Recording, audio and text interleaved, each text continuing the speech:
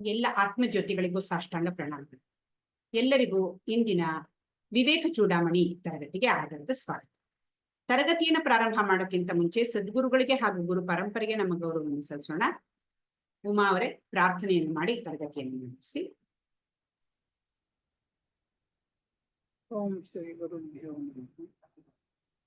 ಸದ್ಗುರುವಿನ ಪಾದ ಕಮಲಗಳಿಗೆ ಸಾಷ್ಟಾಂಗ ಪ್ರಣಾಮಗಳು ಹಾಗೂ ಎಲ್ಲ ಆತ್ಮಜ್ಯೋತಿಗಳಿಗೂ ಸಾಷ್ಟಾಂಗ ಪ್ರಣಾಮಗಳು.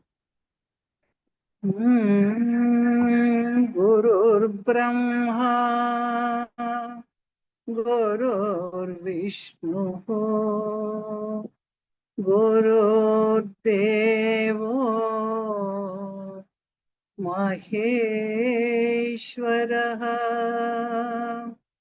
ಗುರು ಸಾಕ್ಷಾತ್ ಪರಬ್ರಹ್ಮ ತಸ್ಮೈ ಶ್ರೀ ಗುರವೇ ನಮಃ. ಅಖಂಡಮಂಡಲಾಕಾರಂ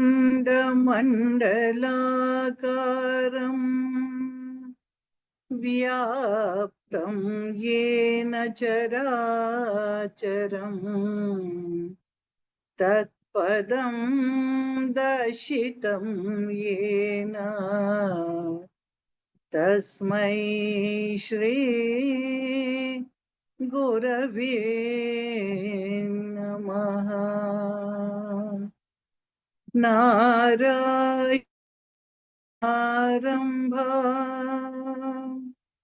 ಶಂಕರಾಚಾರ್ಯ ಮಧ್ಯಮಾ ಅಸ್ಮದಾಚಾರ್ಯ ಪರ್ಯಂತ ವಂದೇ ಗುರು ಪರಂಪರಾ. ಸದಾಶಿವ ಸಮಾರಂಭಾ ಶಂಕರಾಚಾರ್ಯ ಮಧ್ಯಮಾ ಅಸ್ಮದಾಚಾರ್ಯ ಪರ್ಯಂತ ವಂದೇ ಗುರು ಪರಂಪರಾ. ಧ್ಯಾನ ಮೂಲಂ ಗುರುರ್ಮೂರ್ತಿಃ ಪೂಜಾ ಮೂಲಂ ಗುರೋರ್ಪದಂ ಮಂತ್ರ ಮೂಲಂ ಗುರೋರ್ವಾಕ್ಯಂ ಮೋಕ್ಷ ಮೂಲಂ ಗುರೋರ್ಕೃಪಾ ಮೋಕ್ಷ ಮೂಲಂ ಗುರೋರ್ಕೃಪಾ. ಇವತ್ ಬೆಳಗ್ಗೆ ಗುರು ಮತ್ತೆ ಗುರಿ ಬಗ್ಗೆ ಗುರುಜಿ ಮಾತಾಡಿದಾಗ ಹೇಳ್ತಾ ಇದ್ರು, ಒಂದ್ ಗುರು ಸಿಕ್ಕ್ರೆ ನಮ್ಗೆ ಗುರಿ ಸಿಕ್ಕಂಗ ಆಗತ್ತೆ ಅಂತ ಹೇಳಿ. ಸೊ ಗುರಿ ಸಿಕ್ಕರೆ ಸಾಕು ಅಂತ ಗುರುಜಿ ಬೆಳಗ್ಗೆ ಯಾರು ಕೇಳಿದ್ರ ಇದ್ರ ಬಗ್ಗೆ ಗುರುಜಿ ಟಾಕ್ ಅದ್ರೊಳಗೆ ಹೇಳ್ತಾಗೆ. ಸೊ ನಮ್ಗೆ ಮೋಕ್ಷಕ್ಕೆ ಗುರುಗಳು ಮಾತ್ರ ದಾರಿ, ಅವರು ಸಿಕ್ಕರೆ ನಮ್ಗೆ ಮೋಕ್ಷ ಸಿಕ್ಕಂಗ ಆಯ್ತು ಅಂತ ಹೇಳಿ. ಹಾಗಾಗಿ ಆ ಗುರು ಕೃಪೆ ಎಲ್ಲರ ಮೇಲೆ ಸದಾ ಇರ್ಲಿ. ನಾವೆಲ್ಲರೂ ಒಟ್ಟಿಗೆ ಹೊರಟಿದೀವಿ ಒಂದ್ ಜರ್ನಿ, ಆ ಜರ್ನಿನ ಪೂರೈಸೋಣ, ವಾಪಸ್ ಬರೋದ್ ಬೇಡ, ಜರ್ನಿ ಗುರಿ ಮುಟ್ಟೋಣ ಅಂತ ನಾವೆಲ್ಲರೂ ಸೇರಿ ಸರಿ. ಸೊ ಇವತ್ತು ಮತ್ತೆ ನಾವು ಆನಂದಮಯ ಕೋಶ, ಆನಂದಮಯ ಎಲ್ಲಾ ಕೋಶಗಳು ಆಯ್ತು. ಇವಾಗ 4 ಕೋಶಗಳನ್ನು ಎಲ್ಲ ನಾವು ನೋಡ್ಕೊಂಡು ಬಂದಾಯ್ತು. ಈಗ ಮತ್ತೆ ಆನಂದಮಯ ಕೋಶನ ಮತ್ತೆ ಮುಂದುವರಿಸ್ತಾ ಹೋಗ್ತಾ ಇದೀವಿ ನಾವು. ಇದಕ್ಕೆ ಮುಗಿಯತ್ತೆ ಅದು ಆನಂದಮಯ ಕೋಶ. ಆನಂದಮಯ ಕೋಶಗಳು ಆತ್ಮ ಅಲ್ಲ ಅನ್ನೋದನ್ನ ನಾವು ಸಾಕಷ್ಟು ಆಲ್ರೆಡಿ ಎಲ್ಲಾ ಕೋಶಗಳಿಗೂ ವಿವರವಾಗಿನೇ ಡೀಟೇಲ್ ಆಗಿ ನಾವು ನೋಡ್ಕೊಂಡ್ ಬಂದಿದ್ದೀವಿ. ಇದನ್ನ ಮತ್ತೆ ಇದ್ರೊಳಗೆ ನಾವು ಮತ್ತೆ ಮುಂದುವರಿತಾ ಇದ್ದೀವಿ ಹೇಗೆ ಅಂತ ಹೇಳಿ. ಲಾಸ್ಟ್ ಅಲ್ಲಿ ನಾವು ಸಮಾಧಿಗಳ ಬಗ್ಗೆ, ರಮಣ ಮಹರ್ಷಿಗಳು ಬಗ್ಗೆ, ಅಷ್ಟಾಂಗ ಯೋಗದಲ್ಲಿ ಹೇಗೆ, ಮತ್ತೆ ರಮಣ ಮಹರ್ಷಿಗಳು ಯೋಗ ಅಂತಂದ್ರೆ ಅದನ್ನ ಹೇಗೆ ವಿವರಿಸ್ತಾರೆ ಅಂತ ಡೀಟೇಲ್ ಆಗಿ ನಾವೆಲ್ಲ ನೋಡಿದ್ವಿ. ಇವಾಗ ಮತ್ತೆ ಮುಂದೆ ಹೋಗ್ತಾ ಇದ್ದೀವಿ ನಾವು. ಈ ಮನಸ್ಸು ಅನ್ನೋದು ಯಾವಾಗ ವಿಚಲಿತ ಆಗತ್ತೆ ಅನ್ನೋ ಒಂದು ಇದು ಯಾರು ಕಾಂತಿ ನೋಡ್ಕೊಂಡಿದ್ದೀರಾ? ಮನಸ್ಸು ಯಾಕೆ ವಿಚಲಿತ ಆಗ್ತಾ ಇರತ್ತೆ ಅಂತ ಹೇಳಿ. ಕಾಂತಿಗ ಹಿಂದೆ ಎಕ್ಸ್ಪ್ಲೈನ್ ಮಾಡಿ, ಚೆನ್ನಾಗಿ ಗೊತ್ತಿದೆ ಅದು. ಮನಸ್ಸು ವಿಚಲಿತ ಆಗದಿಕ್ ಕಾರಣ ನಮ್ಗೆ ರಾಗದ್ವೇಷಗಳೇ ಆಗತ್ತೆ. ನಮಗೆ ಹೊರಗಿನ ಪ್ರಪಂಚನೇ ನಮ್ಗೆ ಜಾಸ್ತಿ ನಮ್ಗೆ ಪ್ರಿಯವಾದ್ದು. ಪ್ರಿಯ ಪ್ರಮೋದ ಅಂತ ಹೇಳ್ತಾರಲ್ಲ. ಸೊ ಸಿಕ್ತು ನೋಡಿದ್ವಿ ಅಂತ ಅಲ್ಲಿಗೆ ಎಂಡ್ ಆಗಲ್ಲ, ಅದು ಕಂಟಿನ್ಯೂ ಆಗ್ತಾ ಹೋಗುತ್ತೆ. ನಮ್ಗೆ ಡಿಸೈರ್ಸ್ ಅನ್ನೋದು, ಆಸೆ ಆಕಾಂಕ್ಷೆಗಳು ಜಾಸ್ತಿ ಆಗ್ತಿದ್ದ ಹಾಗೆ ಇದು ನಮ್ಮ ಮನಸ್ಸು ಚಂಚಲ ಆಗ್ತಾ ಹೋಗುತ್ತೆ. ಆ ಮನಸ್ಸು ಇವಾಗ ನಾವು ಯೋಗ ಸಮಾಧಿಯಲ್ಲಿ ಇದ್ರೂನು, ಅದೇ ನಿರ್ವಿಕಲ್ಪ ಸಮಾಧಿ ಆಮೇಲೆ ಸಹಜ ಸಮಾಧಿ ಅಂತ ಬಂದ್ರುನು, ನಿರ್ವಿಕಲ್ಪ ಸಮಾಧಿ ಏನು ಸಹಜ ಸಮಾಧಿ ಏನು, ನಿರ್ವಿಕಲ್ಪ ಸಮಾಧಿ ಅದು ತಾತ್ಕಾಲಿಕ ಮಾತ್ರ. ಯಾಕೆಂತಂದ್ರೆ ಯೋಗದಲ್ಲಿ ನಾವು ಅಂದ್ರೆ ಒಂದು ಪ್ರಾಕ್ಟೀಸ್ ತರ ಮಾಡ್ಕೊಂಡಿರ್ತೀವಿ, ಆಮೇಲೆ ಆ ಒಂದು ನಿರ್ವಿಕಲ್ಪ ಸಮಾಧಿಯಿಂದ ಆಚೆ ಬಂದ್ಬಿಡ್ತೀವಿ. ಅದೇ ನಮ್ಮ ಸಹಜ ಸ್ಥಿತಿ ಅಂತ ಜ್ಞಾನದಿಂದ ಗೊತ್ತಾದಾಗ ಮಾತ್ರ ನಮ್ಗೆ ಸಹಜ ಸಮಾಧಿ ಏನು, ಅದು ನಾವು ನಾವೇ ಆತ್ಮ, ಆನಂದಮಯ ಕೋಶ ಅಲ್ಲ ಅಂತ ಅನ್ನೋದು ಗೊತ್ತಾಗಕ್ ಸಾಧ್ಯ ಆಗೋದು ಈ ಒಂದು ಯೋಗ ಸಮಾಧಿ ಆಮೇಲೆ ಜ್ಞಾನದ ಮೂಲಕ ಬಂದಿರೋ ಅಂತ ಒಂದು ತಿಳುವಳಿಕೆ ನಮ್ಗೆ ಅದು ದೃಢವಾಗಿ ನಿಂತಾಗ ಬರೋಂಥ ಒಂದು ಜ್ಞಾನನೇ ಬೇರೆ. ಸೊ ಹಾಗಾಗಿ ಈ ಒಂದು ನಮ್ಗೆ ಶ್ರವಣ ಮನನ ನಿಧಿಧ್ಯಾಸದಿಂದ ಮಾತ್ರನೇ ನಮ್ಗೆ ಈ ಸ್ಥಿತಿಗೆ ಹೋಗಕ್ ಸಾಧ್ಯ. ಇಲ್ಲಾಂದ್ರೆ ಆನಂದಮಯ ಕೋಶದಲ್ಲೇ ಇರ್ತೀವಿ. ಎಲ್ಲ ಒಂದ್ ಸಣ್ಣದ ಆನಂದನೂ ನಮ್ಗೆ ಅದೇ ಪರಮಾನಂದ ಇದ್ದ ಇರತ್ತೆ, ಅದೇ ತೃಪ್ತಿ ಕೊಡ್ತಾ ಇರತ್ತೆ. ಅದ್ರ ಬದಲು ಅದಲ್ವೇ ಅಲ್ಲ, ತಾತ್ಕಾಲಿಕ ನಮ್ಮದು ಏನು ಸಹಜ ಸ್ಥಿತಿ ಏನು ಅಂತ ನಾವು ತಿಳ್ಕೊಳ್ಳೋದೆ ಈ ಒಂದು ಆತ್ಮ ಅನಾತ್ಮ ವಿವೇಕ, ಈ ವಿವೇಕ ಚೂಡಾಮಣಿಯಿಂದ ಗುರುಜಿ ಹೇಳಿರೋದು. ಚೆನ್ನಾಗಿತ್ತು. ಯಾಕಂದ್ರೆ ನೀವು ಹಿಂದೆ ಈ ಪ್ರಿಯ ಮೋದ ಪ್ರಮೋದ 3 ಉದಾಹರಣೆಗಳನ್ನ ಕೊಟ್ಟು ನೀವು ಹಿಂದೆ ಇದನ್ನ ಎಕ್ಸ್ಪ್ಲೇನ್ ಮಾಡಿದ್ರಿ. ಹಾಗಾಗಿ ಈ ರಾಗದ್ವೇಷ ಉತ್ಪತ್ತಿಯಿಂದ ಇವೆರಡು ನಮ್ಗೆ ವಸ್ತು ಸಿಕ್ಕಾಗ ಆಗುವಂಥದ್ದು ಒಂದು ಆನಂದ, ವಸ್ತು ಸಿಗ್ಲಿಲ್ಲ ಅಂತಂದ್ರೆ ದುಃಖ. ಸೊ ಇವೆರಡು ಮನಸ್ಸಿನ ಒಂದು ಉತ್ಪತ್ತಿಯಿಂದ ಆಗುವಂಥದ್ದು ಅಂತ ಆಲೋಚನೆಗಳಿಂದ ಅಂತ ಹೇಳಿ ತುಂಬಾ ಚೆನ್ನಾಗಿ ತಿಳಿಸ್ಬೋದು. ಅಂದ್ರೆ ಇಲ್ಲಿ ಪ್ರತಿ ಸಲ ಇಲ್ಲಿ ಎಲ್ಲದಕ್ಕೂ ಅದೇ ಮನೈವ ಕಾರಣ ಬಂಧ ಮೋಕ್ಷ ಅಂತ ಹೇಳ್ದಂಗೆ, ಮನಸ್ಸೇ ಎಲ್ಲಾ ಕೋಶಗಳಿಗಿನ ಈ ಮನೋಮಯ ಕೋಶದ ಇದೇ ಹೆಚ್ಚು ಒಂದು ನಮ್ಗೆ ಬರುವಂತದ್ದು ಅಂತ ಪ್ರತಿ ಸಲ ನಮ್ಗೆ ಇದನ್ನ ಮನಸ್ಸಿನ ಇದ್ರೊಳಗೆ ತಂದು ಗುರುಜಿ ನಿಲ್ಲಿಸ್ತಾನೆ ಇದ್ದಾರೆ. ಒಂದು ಇದು ಸರ್, ನಾವು ಇನ್ನೂ ಒಂದ್ ಸ್ವಲ್ಪ ಮುಂದೆ ಹೋದ್ರೆ, ನೀವು ಸ್ವರೂಪಾನಂದ ಹೇಳಿದ್ರಿ. ಆ ಸ್ವರೂಪಾನಂದ ಇನ್ನೊಂದ್ ಸ್ವಲ್ಪ ಡೀಟೇಲ್ ಆಗಿ ನಿದ್ರೆಗಳ್ನ 3 ಅವಸ್ಥೆಗಳ್ನ ಆಮೇಲೆ ಸ್ವರೂಪಾನಂದ ಹೇಗೆ ಆಗತ್ತೆ ಅಂತ ಹೇಳಿ, ಯಾರು ನಮ್ಮ ರಜಿತಾ ಲಾಸ್ಟ್ ಟೈಮ್ ಹೇಳಿದ್ದೀರಾ, ಅದನ್ನೇ ಇನ್ನೊಂದ್ಸಲಿ ಹೇಳೋದಷ್ಟೇ ಇವಾಗ ಇದ್ರೊಳಗೆ. ಹಾ ಮೇಡಮ್, ಇದು ಆಕ್ಚುಲ್ ಆಗಿ ಇವಾಗ ಮನಸ್ಸು ವಿಚಲಿತ ಆಗೋದು ಯಾಕೆ ಅಂತ ಹೇಳಿದ್ದಾರೆ. ಅದು ಆ ಮನಸ್ಸು ವಿಚಲಿತವಾಗದೆ ಶಾಂತವಾಗಿ ಇರ್ಬೇಕು ಅಂದಾಗ ನಮ್ಗೆ ಸಹಜ ಸಮಾಧಿ, ಕಾಂತಿಜಿಯವರು ಹೇಳಿದಾಗೆ ಸಹಜ ಸಮಾಧಿ ಸ್ಥಿತಿಯಲ್ಲಿ, ಸ್ಥಿತಿಯಲ್ಲಿ ಬುದ್ಧಿಯನ್ನ ಇಟ್ಕೊಳ್ಳೋದು ತುಂಬಾನೇ ಮುಖ್ಯ. ಸೊ ಮನಸ್ಸು ಎಷ್ಟು ಶಾಂತ ಆಗುತ್ತೋ ಅಷ್ಟು ಪೂರ್ಣವಾಗಿ ಆನಂದ ವ್ಯಕ್ತ ಆಗ್ತಾ ಇರುತ್ತೆ. ಸಂಪೂರ್ಣವಾಗಿ ಈ ಪರದೆಗಳಿಂದ ತೆಗೆದಂಗ ಮನಸ್ಸು ಶಾಂತ ಆದಷ್ಟು ಆ ಕಂಪ್ಲೀಟ್ ಲೈಟ್ ಟ್ರಾನ್ಸ್ಫರ್ ಆಗ್ತಾ ಇರುತ್ತೆ.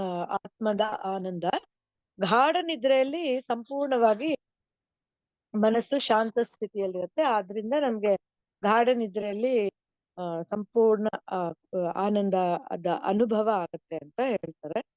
ಈ ಸ್ವರೂಪ ಲಕ್ಷಣ ನಮ್ಗೆ ಆ ಆನಂದ ಏನಾಗತ್ತೋ ಅದು ನಿಜವಾದ ನಮ್ಮ ಸ್ವರೂಪ. ಆ ಗಾಢ ನಿದ್ರೆಯಲ್ಲಿ ಆಗುವಂತಹ ಆನಂದ ನಿಜವಾದ ನಮ್ಮ ಸ್ವರೂಪ. ಆದ್ರೆ ನಾವು ಗಾಢ ನಿದ್ರೆಯಲ್ಲೇ ಇರೋದಕ್ಕಾಗೋದಿಲ್ವಲ್ಲ, ಎಚ್ಚರ ಸ್ಥಿತಿಗೆ ಬರ್ಬೇಕಾಗತ್ತೆ. ಸೊ ಎಚ್ಚರ ಸ್ಥಿತಿಯಲ್ಲಿ ನಾವು ನಮ್ಮ ಸ್ವರೂಪ ಲಕ್ಷಣಕ್ಕೆ ಹೋಗುವುದು ಅಂದ್ರೆ ನಾನು ಸಚ್ಚಿತ್ ಆನಂದ ಸ್ವರೂಪಿ ಅಂತ ನಾವು ತಿಳ್ಕೊಳ್ಳೋದು ತುಂಬಾ ಮುಖ್ಯ. ಆದ್ರೆ ನಮಗೆ ಆಮ್ ಬಾಹ್ಯದ ಲಕ್ಷಣಗಳ ಕಡೆನೆ ಗಮನ ಹೋಗ್ತಾ ಇರುತ್ತೆ. ಸೊ ಈ ಫಾರ್ ಎಕ್ಸಾಂಪಲ್ ಇಲ್ಲಿ ಉದಾಹರಣೆಗೆ ನೀರಿನ ಉದಾಹರಣೆ ಕೊಟ್ಟಿದ್ದಾರೆ. ನೀರಿನ ಉದಾಹರಣೆ ನೀರಿನ ಸ್ವರೂಪ ಲಕ್ಷಣ ಬಂದು ತಣ್ಣಗಿರೋದು. ಆ ಬಾಹ್ಯ ಲಕ್ಷಣ ಏನಂದ್ರೆ ಬಿಸಿ ನೀರನ್ನ ಬಿಸಿ ಮಾಡಿದಾಗ ಬಿಸಿ ಅನ್ನೋದು ನೀರಿನ ಸ್ವಭಾವ ಅಲ್ಲ, ಅದ್ರ ನೇಚರ್ ಅಲ್ಲ. ಆ ಬೆಂಕಿಯಿಂದ ಬಂದಿದ ಎನರ್ಜಿಯನ್ನ ಆ ಒಂದು ಫಾರ್ಮ್ ಆಫ್ ಎನರ್ಜಿ ಇನ್ನೊಂದು ಫಾರ್ಮ್ ಆಫ್ ಎನರ್ಜಿಗೆ ಕನ್ವರ್ಟ್ ಆಗಿರುತ್ತೆ. ಆದ್ರೆ ಸ್ವರೂಪ ಲಕ್ಷಣ ಪಡಿಬೇಕು ಅಂದಾಗ ನಾವ್ ಏನಾದ್ರೂ ಮಾಡ್ಬೇಕಾ ಅಂದ್ರೆ ಏನು ಮಾಡ್ಬೇಕಾಗಿಲ್ಲ ಅಂತ ಹೇಳ್ತಾರೆ. ಜ್ಞಾನದಿಂದ ತಿಳಿಬೇಕಷ್ಟೆ. ನಾನೇ ಆನಂದ ಸ್ವರೂಪಿ ಅಂತ ಜ್ಞಾನದಿಂದ ತಿಳಿಬೇಕು. ಆತರ ಗೊತ್ತಾಗ್ಬೇಕು ಅಂದ್ರೆ ಅದಕ್ಕೆ ಮನಸ್ಸು ಶಾಂತ ಆಗಿರ್ಬೇಕು. ಸೊ ಮನಸ್ಸು ಶಾಂತವಾಗಿರ್ಬೇಕು ಅಂದ್ರೆ ಸಹಜ ಸಮಾಧಿ ಅಭ್ಯಾಸ ಮಾಡ್ಬೇಕು. ಜ್ಞಾನದ ಸಮೇತ ನಾವು ಸಮಾಧಿ ಅಭ್ಯಾಸ ಮಾಡಿದಾಗ ಮನಸ್ಸು ಶಾಂತ ಆಗುತ್ತೆ. ಸೊ ಅದು ಸ್ವರೂಪ ಲಕ್ಷಣದ ಬಗ್ಗೆ ಅಷ್ಟೇ ಅಲ್ವಾ ಮೇಡಮ್? ಅಷ್ಟೇನೆ.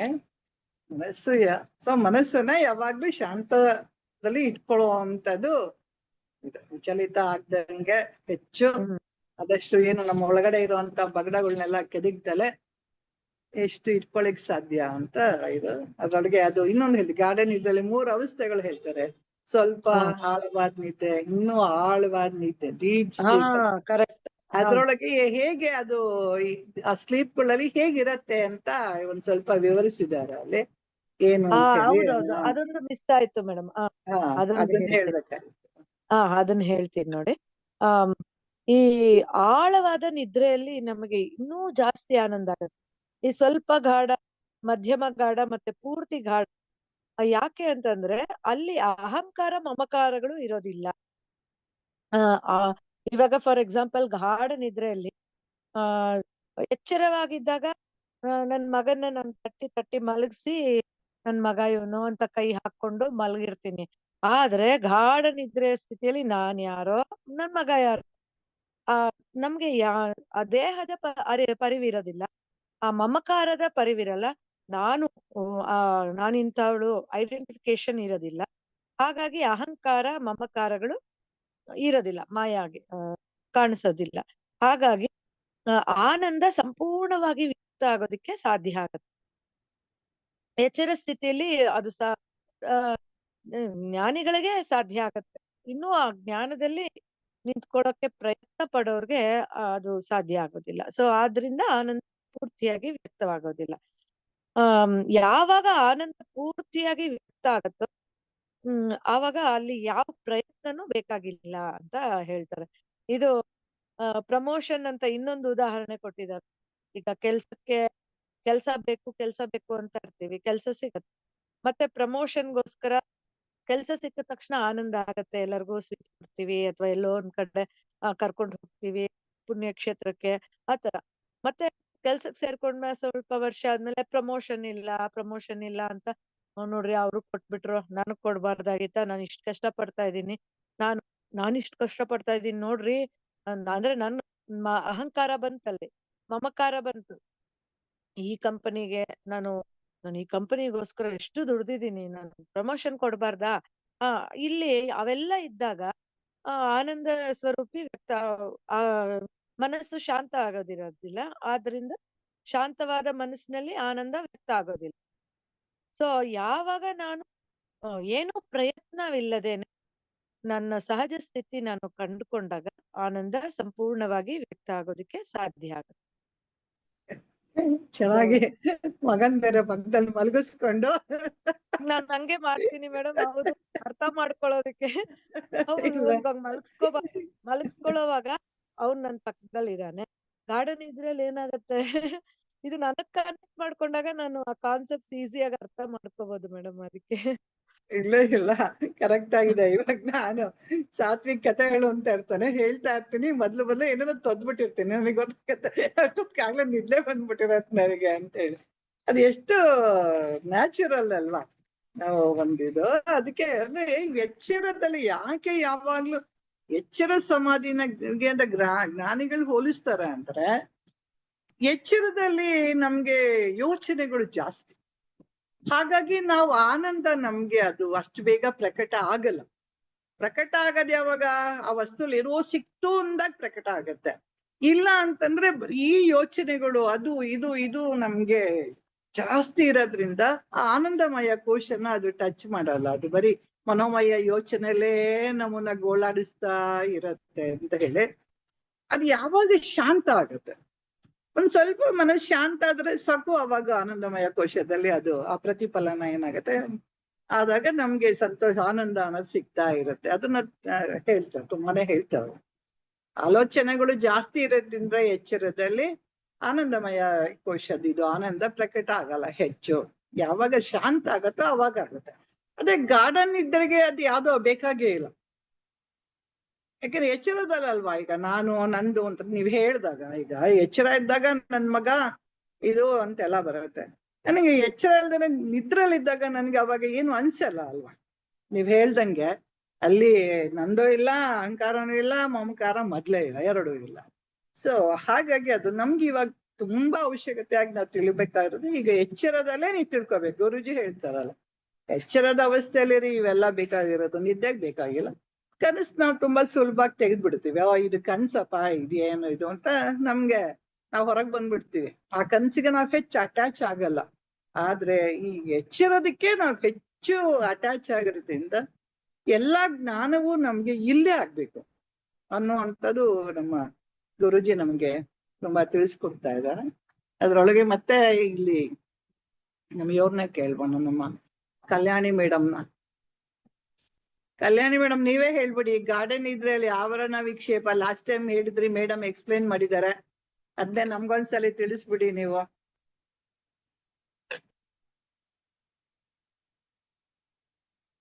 ಕಲ್ಯಾಣಿ ಮೇಡಮ್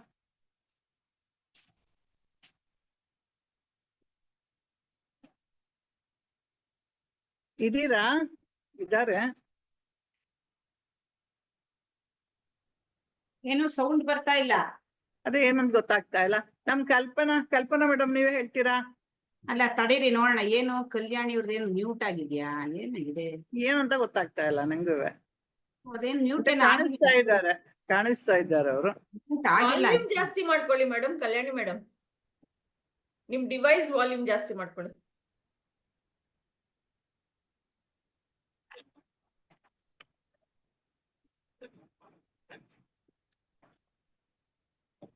ಇಲ್ಲ ಅನ್ಸುತ್ತೆ, ಇಲ್ಲ ಏನೋ ಇದ್ ಮಾಡ್ತಾ ಇದ್ದಾರೆ. ಅಂದ್ರೆ ಆಗಿದೆ ಏನೋ. ಓಕೆ, ಬೇರೆಯವ್ರನ್ನ ಕೇಳಿ ಅಷ್ಟೊತ್ತಿಗೆ. ಆಮೇಲೆ ಇನ್ನೊಂದು ಕ್ವಶನ್ ಕೇಳೋರು. ಹಾ, ಕಲ್ಪನಾ. ಈ ಎಲ್ಲದಕ್ಕೂ ಕಾರಣ ಮಾಯೆ ಅನ್ನೋದು ನಮ್ಗೆ ಗೊತ್ತೇ ಇದೆ. ಈ ಮಾಯೆಯ 2 ಗುಣಗಳು ಆವರಣ ಮತ್ತು ವಿಕ್ಷೇಪ ಅಂತ ಹೇಳಿ. ಆವರಣ ಅಂದ್ರೆ ಮರೆ ಮಾಡುವಂಥದ್ದು, ವಿಕ್ಷೇಪ ಅಂದ್ರೆ ತಪ್ಪು ಆರೋಪ ಹೊರಿಸುವಂಥದ್ದು. ಈ ಮನಸ್ಸು ಯಾವಾಗ್ಲೂ, ಈ ಮನಸ್ಸು ನೀವು ಹೇಳ್ದಂಗೆ ಎಲ್ರಿಗೂ ಗೊತ್ತಿರೋ ಹಾಗೆ ತುಂಬಾ ಮುಖ್ಯವಾದ ಪ್ರಧಾನ ಪಾತ್ರವನ್ನು ವಹಿಸುತ್ತೆ ಈ ಮನಸ್ಸು. ಈ ಮನಸ್ಸಲ್ಲಿ ನಮಗ್ ಗೊತ್ತಿರೋ ಹಾಗೆ ಸತ್ವಗುಣ, ರಜೋಗುಣ, ತಮೋಗುಣ 3 ಗುಣಗಳಿಂದ ಕೂಡಿರುವಂತದ್ದು. ಈ ಸತ್ವಗುಣ ಪ್ರಧಾನ ಮನಸ್ಸಿನಲ್ಲಿ ಎಚ್ಚರ ಸ್ಥಿತಿಗಳಿಗೆ ಅನುಗುಣವಾಗಿ ನಾವು ಇದನ್ನ ತಿಳ್ಕೊತಾ ಹೋಗ್ಬೇಕು. ಎಚ್ಚರ ಸ್ಥಿತಿನಲ್ಲಿ ಈ ಸತ್ವಗುಣ ಪ್ರಧಾನವಾಗಿರೋದ್ರಿಂದ ಅಲ್ಲಿ ಪ್ರಕೃತಿ ವಿಕಾರ ಆಗತ್ತೆ.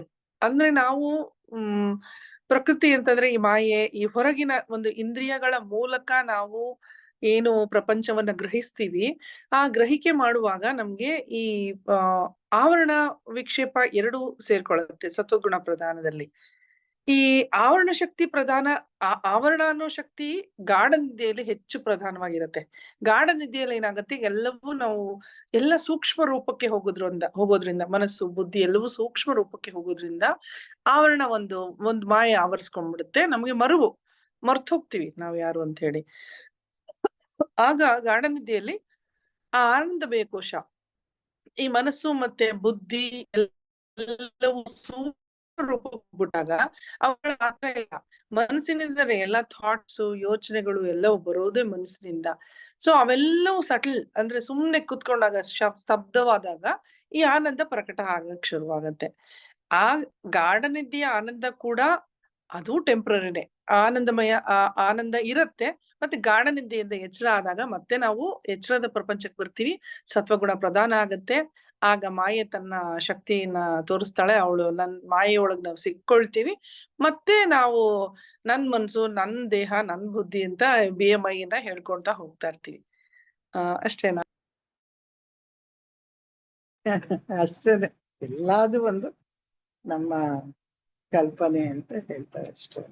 ಎಚ್ಚರದಲ್ಲಿ ಆವರಣ ವಿಕ್ಷೇಪ ಎರಡು ಇರತ್ತೆ, ಈ ಧ್ವನಿದಲ್ಲಿ ವಿಕ್ಷೇಪ ಇರತ್ತೆ, ಆವರಣ ಇರಲ್ಲ, ಎಲ್ಲ ಸೂಕ್ಷ್ಮ ರೂಪದಲ್ಲಿ ಇರತ್ತೆ. ತುಂಬಾ ಚೆನ್ನಾಗಿ ತಿಳಿಸ್ಕೊಟ್ರಿ. ಕಲ್ಪನಾರು ಅವಾಗವಾಗ ಬರ್ಬೇಕು ನಮ್ಗೆ ಈ ತರ ಎಲ್ಲ ಹೇಳಕ್ಕೆ, ಮಧ್ಯ ಮಿಸ್ ಮಾಡ್ಕೋತಾ ಇರ್ತೀರ ನೀವು.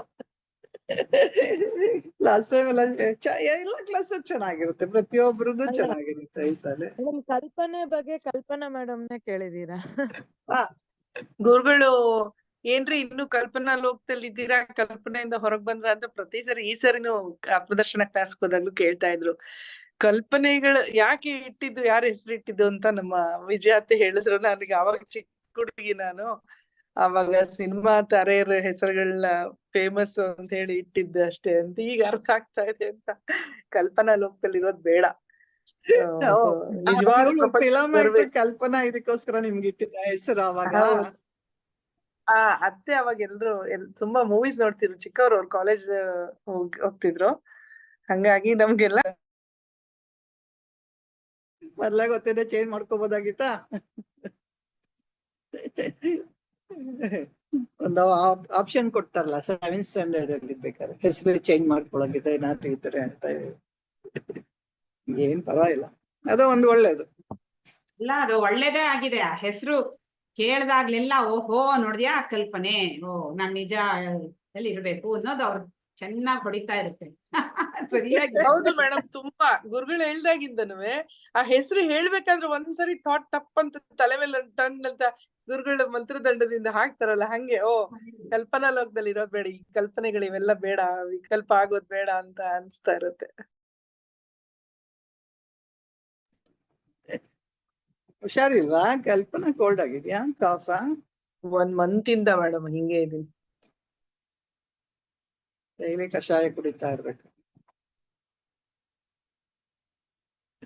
ಸೊ ನಾವ್ ಇವಾಗ ಇದೆಲ್ಲ ತಿಳ್ಕೊಂಡ್ವಿ, ಗಾಢ ನಿದ್ರೆ ಇದಿಲ್ಲಿ ಪ್ರತಿ ಒಂದನ್ನು ಡೀಟೇಲ್ ಆಗಿ ತಿಳ್ಕೊಂಡ್ವಿ. ಆವರಣ ವಿಕ್ಷೇಪ ಹೀಗೆ ನಮ್ಗೆ 3 ಅವಸ್ಥೆಗಳಲ್ಲಿ ನಮ್ಗೆ ಇರತ್ತೆ ಅಂತ ಹೇಳಿ. ಸೊ ನಾವಿವಾಗ ಮುಂದೆ ಇನ್ನೊಂದು ಶ್ಲೋಕ ಇದು ಹೋಗ್ತಾ ಇದ್ವಿ. ಇದು ಮತ್ತೆ ಅದೇ ಇದ್ರದ್ದೇ ಡೀಟೇಲ್ ಆಗಿ ಮತ್ತೆ ಇನ್ನೊಂದ್ಸಲಿ ನೋಡ್ತೀವಿ.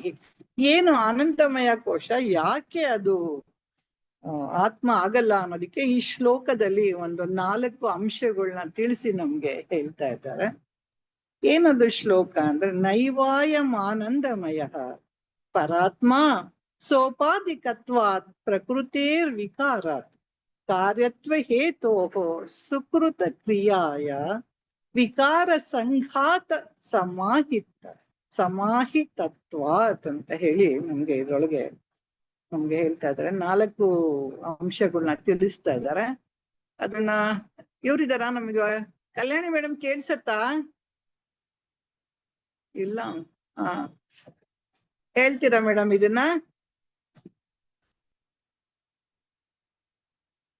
ಇಲ್ಲ ಅನ್ಸುತ್ತೆ ಅವ್ರಿಗೆ. ಇವಾಗ್ಲೂ ಕೇಳಿಸ್ತಾ ಇಲ್ಲ ನಿಮ್ದು. ಅವ್ರದ್ದು ಏನಾದ್ರು ಇದ್ ಮಾಡ್ಕೊಂಡಿದಾರ, ಸೈಲೆಂಟ್ ಏನಾದ್ರು ಹಾಕೊಂಡಿತ್ತಾ?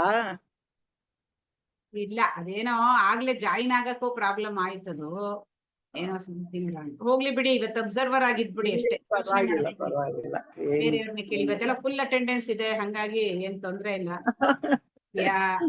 ಶ್ರೀನಿವಾಸ ಮೂರ್ತಿ ಸರ್ ಇದಾರೆ. ಸೊ ಈಗ ಒಂದೊಂದೇ ಇದ್ರೊಳಗೆ 4 ಅಂಶಗಳನ್ನ ನಮ್ಗೆ ತಿಳಿಸ್ತಾರೆ. ಮೊದಲನೇದು ಸೋಪಾಧಿಕೃತ್ವಾತ್ ವಿಕಾರ ಸಂಘಾತ ಸಮಾಹಿತ್ವಾತ್ ಅಂತ, ದೈವ ಅಯಂ ಆನಂದಮಯ. ಇನ್ನು ಸೋಪಾಧಿಕೃತ್ವಾತ್ ಪ್ರಕೃತಿ ವಿಕಾರಾತ್ವಾತ್ ಅಂತ ಹೇಳಿ ಅದನ್ನ ಒಂದು 4 ಅಂಶಗಳನ್ನ ನಮ್ಗೆ ಇದ್ರೊಳಗೆ ತಿಳಿಸ್ತಾ ಬರ್ತಾರೆ. ಆಕ್ಚುಲಿ ಇದ್ರೊಳಗೆ ಗುರುಜಿ ಹೇಳಿದಾರೆ, ಬಟ್ ನನ್ಗೆ ಇದ್ರೊಳಗೆ ಸ್ವಲ್ಪ 4 ಸ್ಪಷ್ಟವಾಗಿ ಹೇಳ್ತಾರೆ. ಸೋಪಾಧಿಕತ್ವಾತ್ ಪ್ರಕೃತಿರ್ ವಿಕಾರಾತ್ ಕಾರ್ಯ ಹೇತ್ವತ್ವ ವಿಕಾರ ಸಂಘಾತ ಸಮಾಹಿತ್ವಾತ್ ಅಂತ 4 ಅಂಶಗಳು ಆ ಶ್ಲೋಕದಿದೆ. ಇವಾಗ ನಾವು ಒಂದೊಂದಿನೇ ಇವಾಗ ನಾವು ನೋಡಕ್ ಹೋಗ್ತಾ ಇದೀವಿ. ಇವಾಗ ಈ ಮೊದಲನೇದು ಆತ್ಮ ಪರಮಾತ್ಮ ಅಲ್ಲ ಅನ್ನೋದನ್ನ ಮೊದಲನೇ ಒಂದಿದು ಏನು ಅಂತ ಹೇಳಿ ನಮ್ಮ ಯಾರು ಹೇಳ್ತಾರೆ, ನಮ್ ಕಾಂತಿನೇ ಹೇಳ್ಬೇಕು ಇವಾಗ. ಕಾಂತಿ,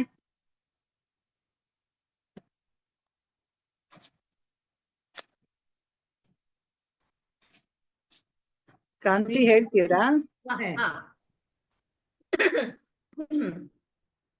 ಆನಂದಮಯ ಕೋಶ ಅದು ಪರಮಾತ್ಮ ಆಗೋದಿಕ್ ಸಾಧ್ಯನೇ ಇಲ್ಲ. ಯಾಕೆ ಅಂದ್ರೆ ಅದಕ್ಕೆ ಮನಸ್ಸು ಅನ್ನೋ ಉಪಾಧಿ ಇದೆ.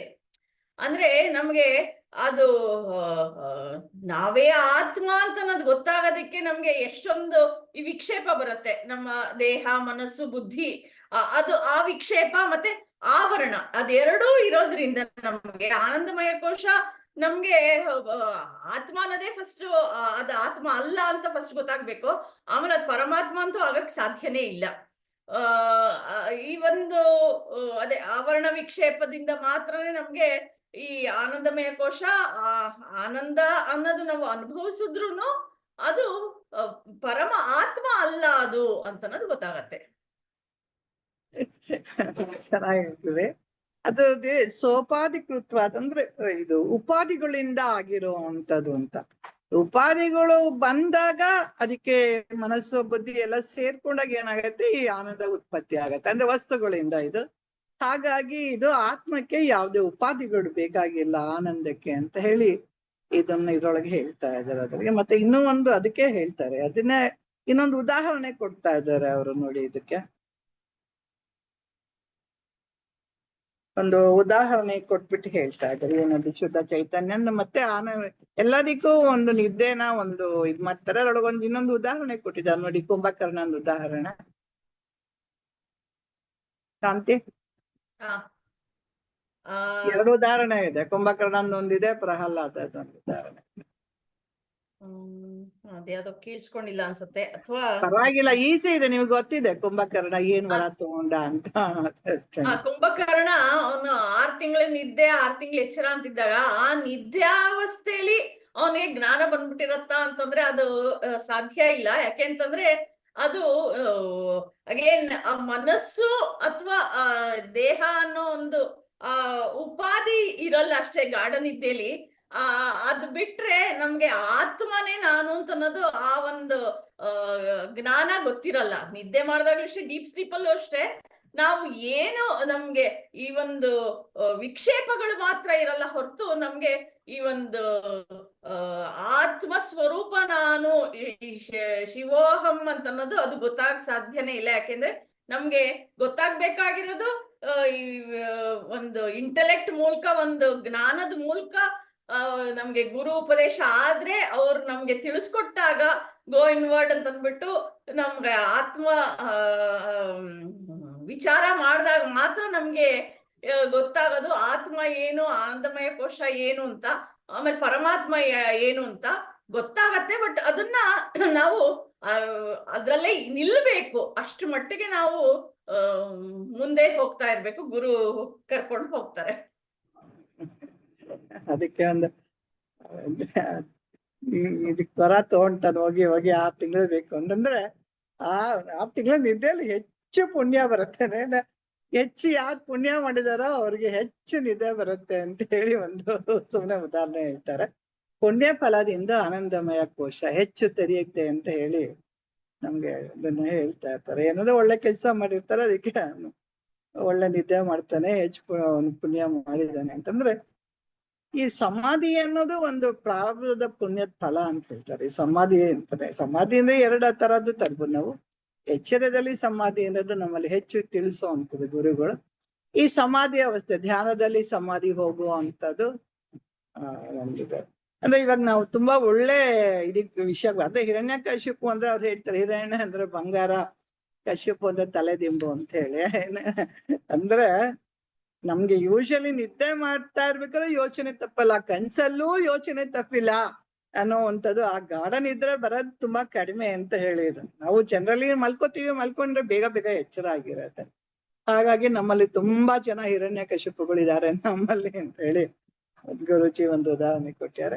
ಈಗ ನಾವು ತುಂಬಾ ಚೆನ್ನಾಗಿರೋ ಒಂದು ಇದಕ್ಕೆ ಹೋಗ್ತಾ ಇದ್ವಿ, ಸ್ಟೇಜಸ್. ಇದಕ್ಕೆ ಯೋಗ ವಾಸಿಷ್ಠಲ್ಲಿ 4 ತರದ ಜ್ಞಾನಿಗಳನ್ನ ನಮ್ಗೆ ತಿಳಿಸ್ತಾ ಇದ್ದಾರೆ. ನಾವ್ ಹಿಂದೆ ಇದ್ರ ಬಗ್ಗೆ ತುಂಬಾ ಚೆನ್ನಾಗಿ ಡಿಸ್ಕಸ್ ಮಾಡಿದೀವಿ. ಅದು ಈಗ ಮತ್ತೆ ಅದಕ್ಕೆ ಹೋಗೋಣ. ಒಂದು ಮೊದಲನೇದು ಬ್ರಹ್ಮವಿದ್, ಬ್ರಹ್ಮವರ, ಬ್ರಹ್ಮವರಿಷ್ಠ, ಬ್ರಹ್ಮವರೇಣ್ಯ. ಅಂದ್ರೆ ಇದು 4 ಇದರಿಂದ ಸಮಾಧಿಲಿ ಕಾಲ ಕಳೀತಾರೆ ಅಂತ ಗುರುಜಿ ಹೇಳ್ತಾರೆ. ಇದೇ ಪ್ರಾರಬ್ಧದಿಂದ ಸಮಾಧಿಲಿ ಕಳೀತಾರೆ ಅಂದ್ರೆ ಹೆಚ್ಚು ಸಮಾಧಿಯಲ್ಲಿ ಇದ್ದಷ್ಟು ಪ್ರಾರಬ್ಧ ಕಳಿಯತ್ತೆ ಅಂತ ಹೇಳಿ ಅವರು ಅಂದ್ರೆ ಇಲ್ಲಿ ಸ್ಟೇಜಸ್ ಅಲ್ಲಿ ಇಲ್ಲಿ ಬೇರೆ ಬೇರೆ ತರ ಆಗತ್ತೆ. ಮೊನ್ನೆನೂ ಗುರುಜಿ ಇದ್ರೊಳಗೆ ಹೇಳಿದ್ದಾರೆ ಅವರು. ಸೊ ನಾವ್ ಇವಾಗ ಒಂದೊಂದೇ ಅದನ್ನ ನೋಡೋಣ ಅಂತ. ಈಗ ಬ್ರಹ್ಮವಿತ್ ಅನ್ನೋದನ್ನ ಯಾವಾಗ ನಾವು ಹೇಳ್ತೀವಿ ಅಂತ ಯಾರು ಮೇಡಮ್ ನಿಮಗ್ ಜ್ಞಾಪಕ ಇದೆಯಾ? ಇವಾಗ ನಮ್ಮ ಯಾರು ವಿಜಯ ಮೇಡಮ್ಮ ನಿಮ್ ಪಾಸ್ಪೋರ್ಟ್ ಎಲ್ಲ ಹೇಳಿದ್ರಲ್ಲ ಹಿಂದೆಲ್ಲ, ಅದು ವಿಜಯ ಮೇಡಮ್ ಪಾಸ್ಪೋರ್ಟ್ ಕತೆ ಹೇಳಿದ್ರಲ್ಲಪ್ಪ, ಅದಕ್ಕೆ ನಾನ್ ನಿಮ್ಗೆ ಇವಾಗ ಫಸ್ಟ್ ಕೇಳ್ತಾ ಇದ್ದೀನಿ. ಜ್ಞಾಪಕ ಇದೆಯಾ? ಈ ಬ್ರಹ್ಮವಿದ್, ಬ್ರಹ್ಮಾವರ ಅವ್ರನ್ನೆಲ್ಲ ತುಂಬಾ ಚೆನ್ನಾಗಿ ಎಕ್ಸ್ಪ್ಲೈನ್ ಮಾಡಿದ್ರಲ್ಲ ನೀವು. ಮಾಡಿದ್ದೆ. ನನ್ಗೆ ನಿಮ್ದೆಲ್ಲದು ಹಾಗಾಗಿ ಇರುತ್ತೆ, ಯಾರ್ಯಾರು ಏನೇನ್ ಹೇಳಿದ್ರಿ ಅವಾಗ ಅಂತ ಹೇಳಿ. ಅವಾಗೆಲ್ಲದು ಏನು ವೀಸಾ, ಪಾಸ್ಪೋರ್ಟ್ ಆ ತರದ್ದು ಮರ್ತೋಗಿದ್ದೀನಿ ಉಮಾ ಅವ್ರೆ. ಓಕೆ, ಪರವಾಗಿಲ್ಲ, ಏನ್ ತೊಂದ್ರೆ ಇಲ್ಲ. ರಜಿತಾ, ಜ್ಞಾಪಕ ಬರ್ತಾ ಇಲ್ಲ. ಕಲ್ಪನಾ ಜ್ಞಾಪಕ ಇದೆಯಾ?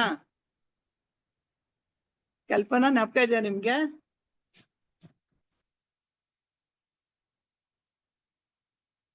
ಮೇಡಮ್, ನಾನು ಇದು ಅದಕ್ ಮುಂಚೆ ಅದ್ರ ಹಿಂದಿಂದು ಉಪಾಧಿ ಅಂತ ಹೇಳಿದ್ರಲ್ಲ ಮೇಡಮ್, ಆನಂದಮಯ ಕೋಶಕ್ಕೆ ಉಪಾಧಿ ಇದೆ ಅಂತ. ಹಾ, ಅದು ಸ್ವಲ್ಪ ಡೌಟ್ ಇದೆ ಮೇಡಮ್. ಇಲ್ಲ, ಉಪಾಧಿ ಅಂತಂದ್ರೆ ಈಗ ಉಪಾಧಿಗೆ ಅಂತಂದ್ರೆ ಇವಾಗ ಅಂತಃಕರಣನೇ ಉಪಾಧಿಗಳು ಅಂತ. ಮನಸ್ಸು, ಬುದ್ಧಿ, ಅಹಂಕಾರ ಅವೆಲ್ಲ ಉಪಾಧಿಗಳು. ಅದು ಅಲ್ಲ, ಸಿಂಪಲ್ ಲ್ಯಾಂಗ್ವೇಜ್ ಅಲ್ಲಿ ಉಪಾಧಿ ಅಂದ್ರೆ ಒಂದು ಇದು ಅಂತ ಹೇಳ್ಬೋದಾ, ಕೋಶಗಳು ಅಂತ ಹೇಳ್ಬೋದಾ? ಇಲ್ಲ, ಕೋಶಗಳೂನು ಇಲ್ಲ, ಕೋಶಗಳು ಉಪಾಧಿ ಅಂತ ಹೇಳಲ್ಲ. ಅದೆಲ್ಲ ಇವೆಲ್ಲ ಎಲ್ಲಾ ಕೋಶಗಳು ಸಹಾಯ ತಗೊಳತ್ತೆ, ಈ ಉಪಾಧಿಗಳು ಸಹಾಯ ತಗೊಳತ್ತೆ. ಮೇಡಮ್ ಹೇಳ್ತಾರ. Madam Katyayini madam. ಹೌದು, ನೀವು ಹೇಳಿದಂಗೆ ಕೋಶಗಳು ಇವಾಗ ಆತ್ಮನಿಗೆ ಉಪಾಧಿಗಳು ಅಂದ್ರೆ ಈ ಎಲ್ಲಾ ಕೋಶಗಳು ಉಪಾಧಿಗಳು ಅಂತ ತಗೊಳ್ಳೋದು. ನೀವು ಹೇಳ್ದಂಗೆ ಅದು ಒಂದ್ ರೀತಿಯ ಅರ್ಥ. ಈಗ ನಾವೇನ್ ಎಕ್ಸ್ಪ್ಲೈನ್ ಮಾಡ್ತೀವಿ, ಇವನು ಈ ಜೀವಾತ್ಮ ಯಾರಿದ್ದಾನೆ ಎಷ್ಟಿ ಹಂತದಲ್ಲಿ, ಇವನಿಗೆ ದೇಹ, ಮನಸ್ಸು, ಬುದ್ಧಿಗಳು ಉಪಾಧಿ. ಈಶ್ವರನಿಗೆ ಇಡೀ ಪ್ರಪಂಚವೇ ಉಪಾಧಿ ಅಂತ ಹೇಳ್ತೀವಿ. ಸೊ ಇವನು ಜೀವಾತ್ಮನಿಗೆ ಅಂದ್ರೆ ಆತ್ಮ ಸ್ವರೂಪನೇ ಅವನು ಈ ದೇಹ, ಮನಸ್ಸು, ಬುದ್ಧಿ ಉಪಾಧಿ. ದೇಹ, ಮನಸ್ಸು, ಬುದ್ಧಿ ಅಂದ್ರೆ ಹಾಗೆ ಪಂಚಕೋಶಗಳಾಯ್ತಾವ. ಇದನ್ನೇ ಇನ್ನೊಂದು ರೀತಿಯಲ್ಲಿ ಹೇಳೋದಾದ್ರೆ ಪಂಚಕೋಶಗಳು.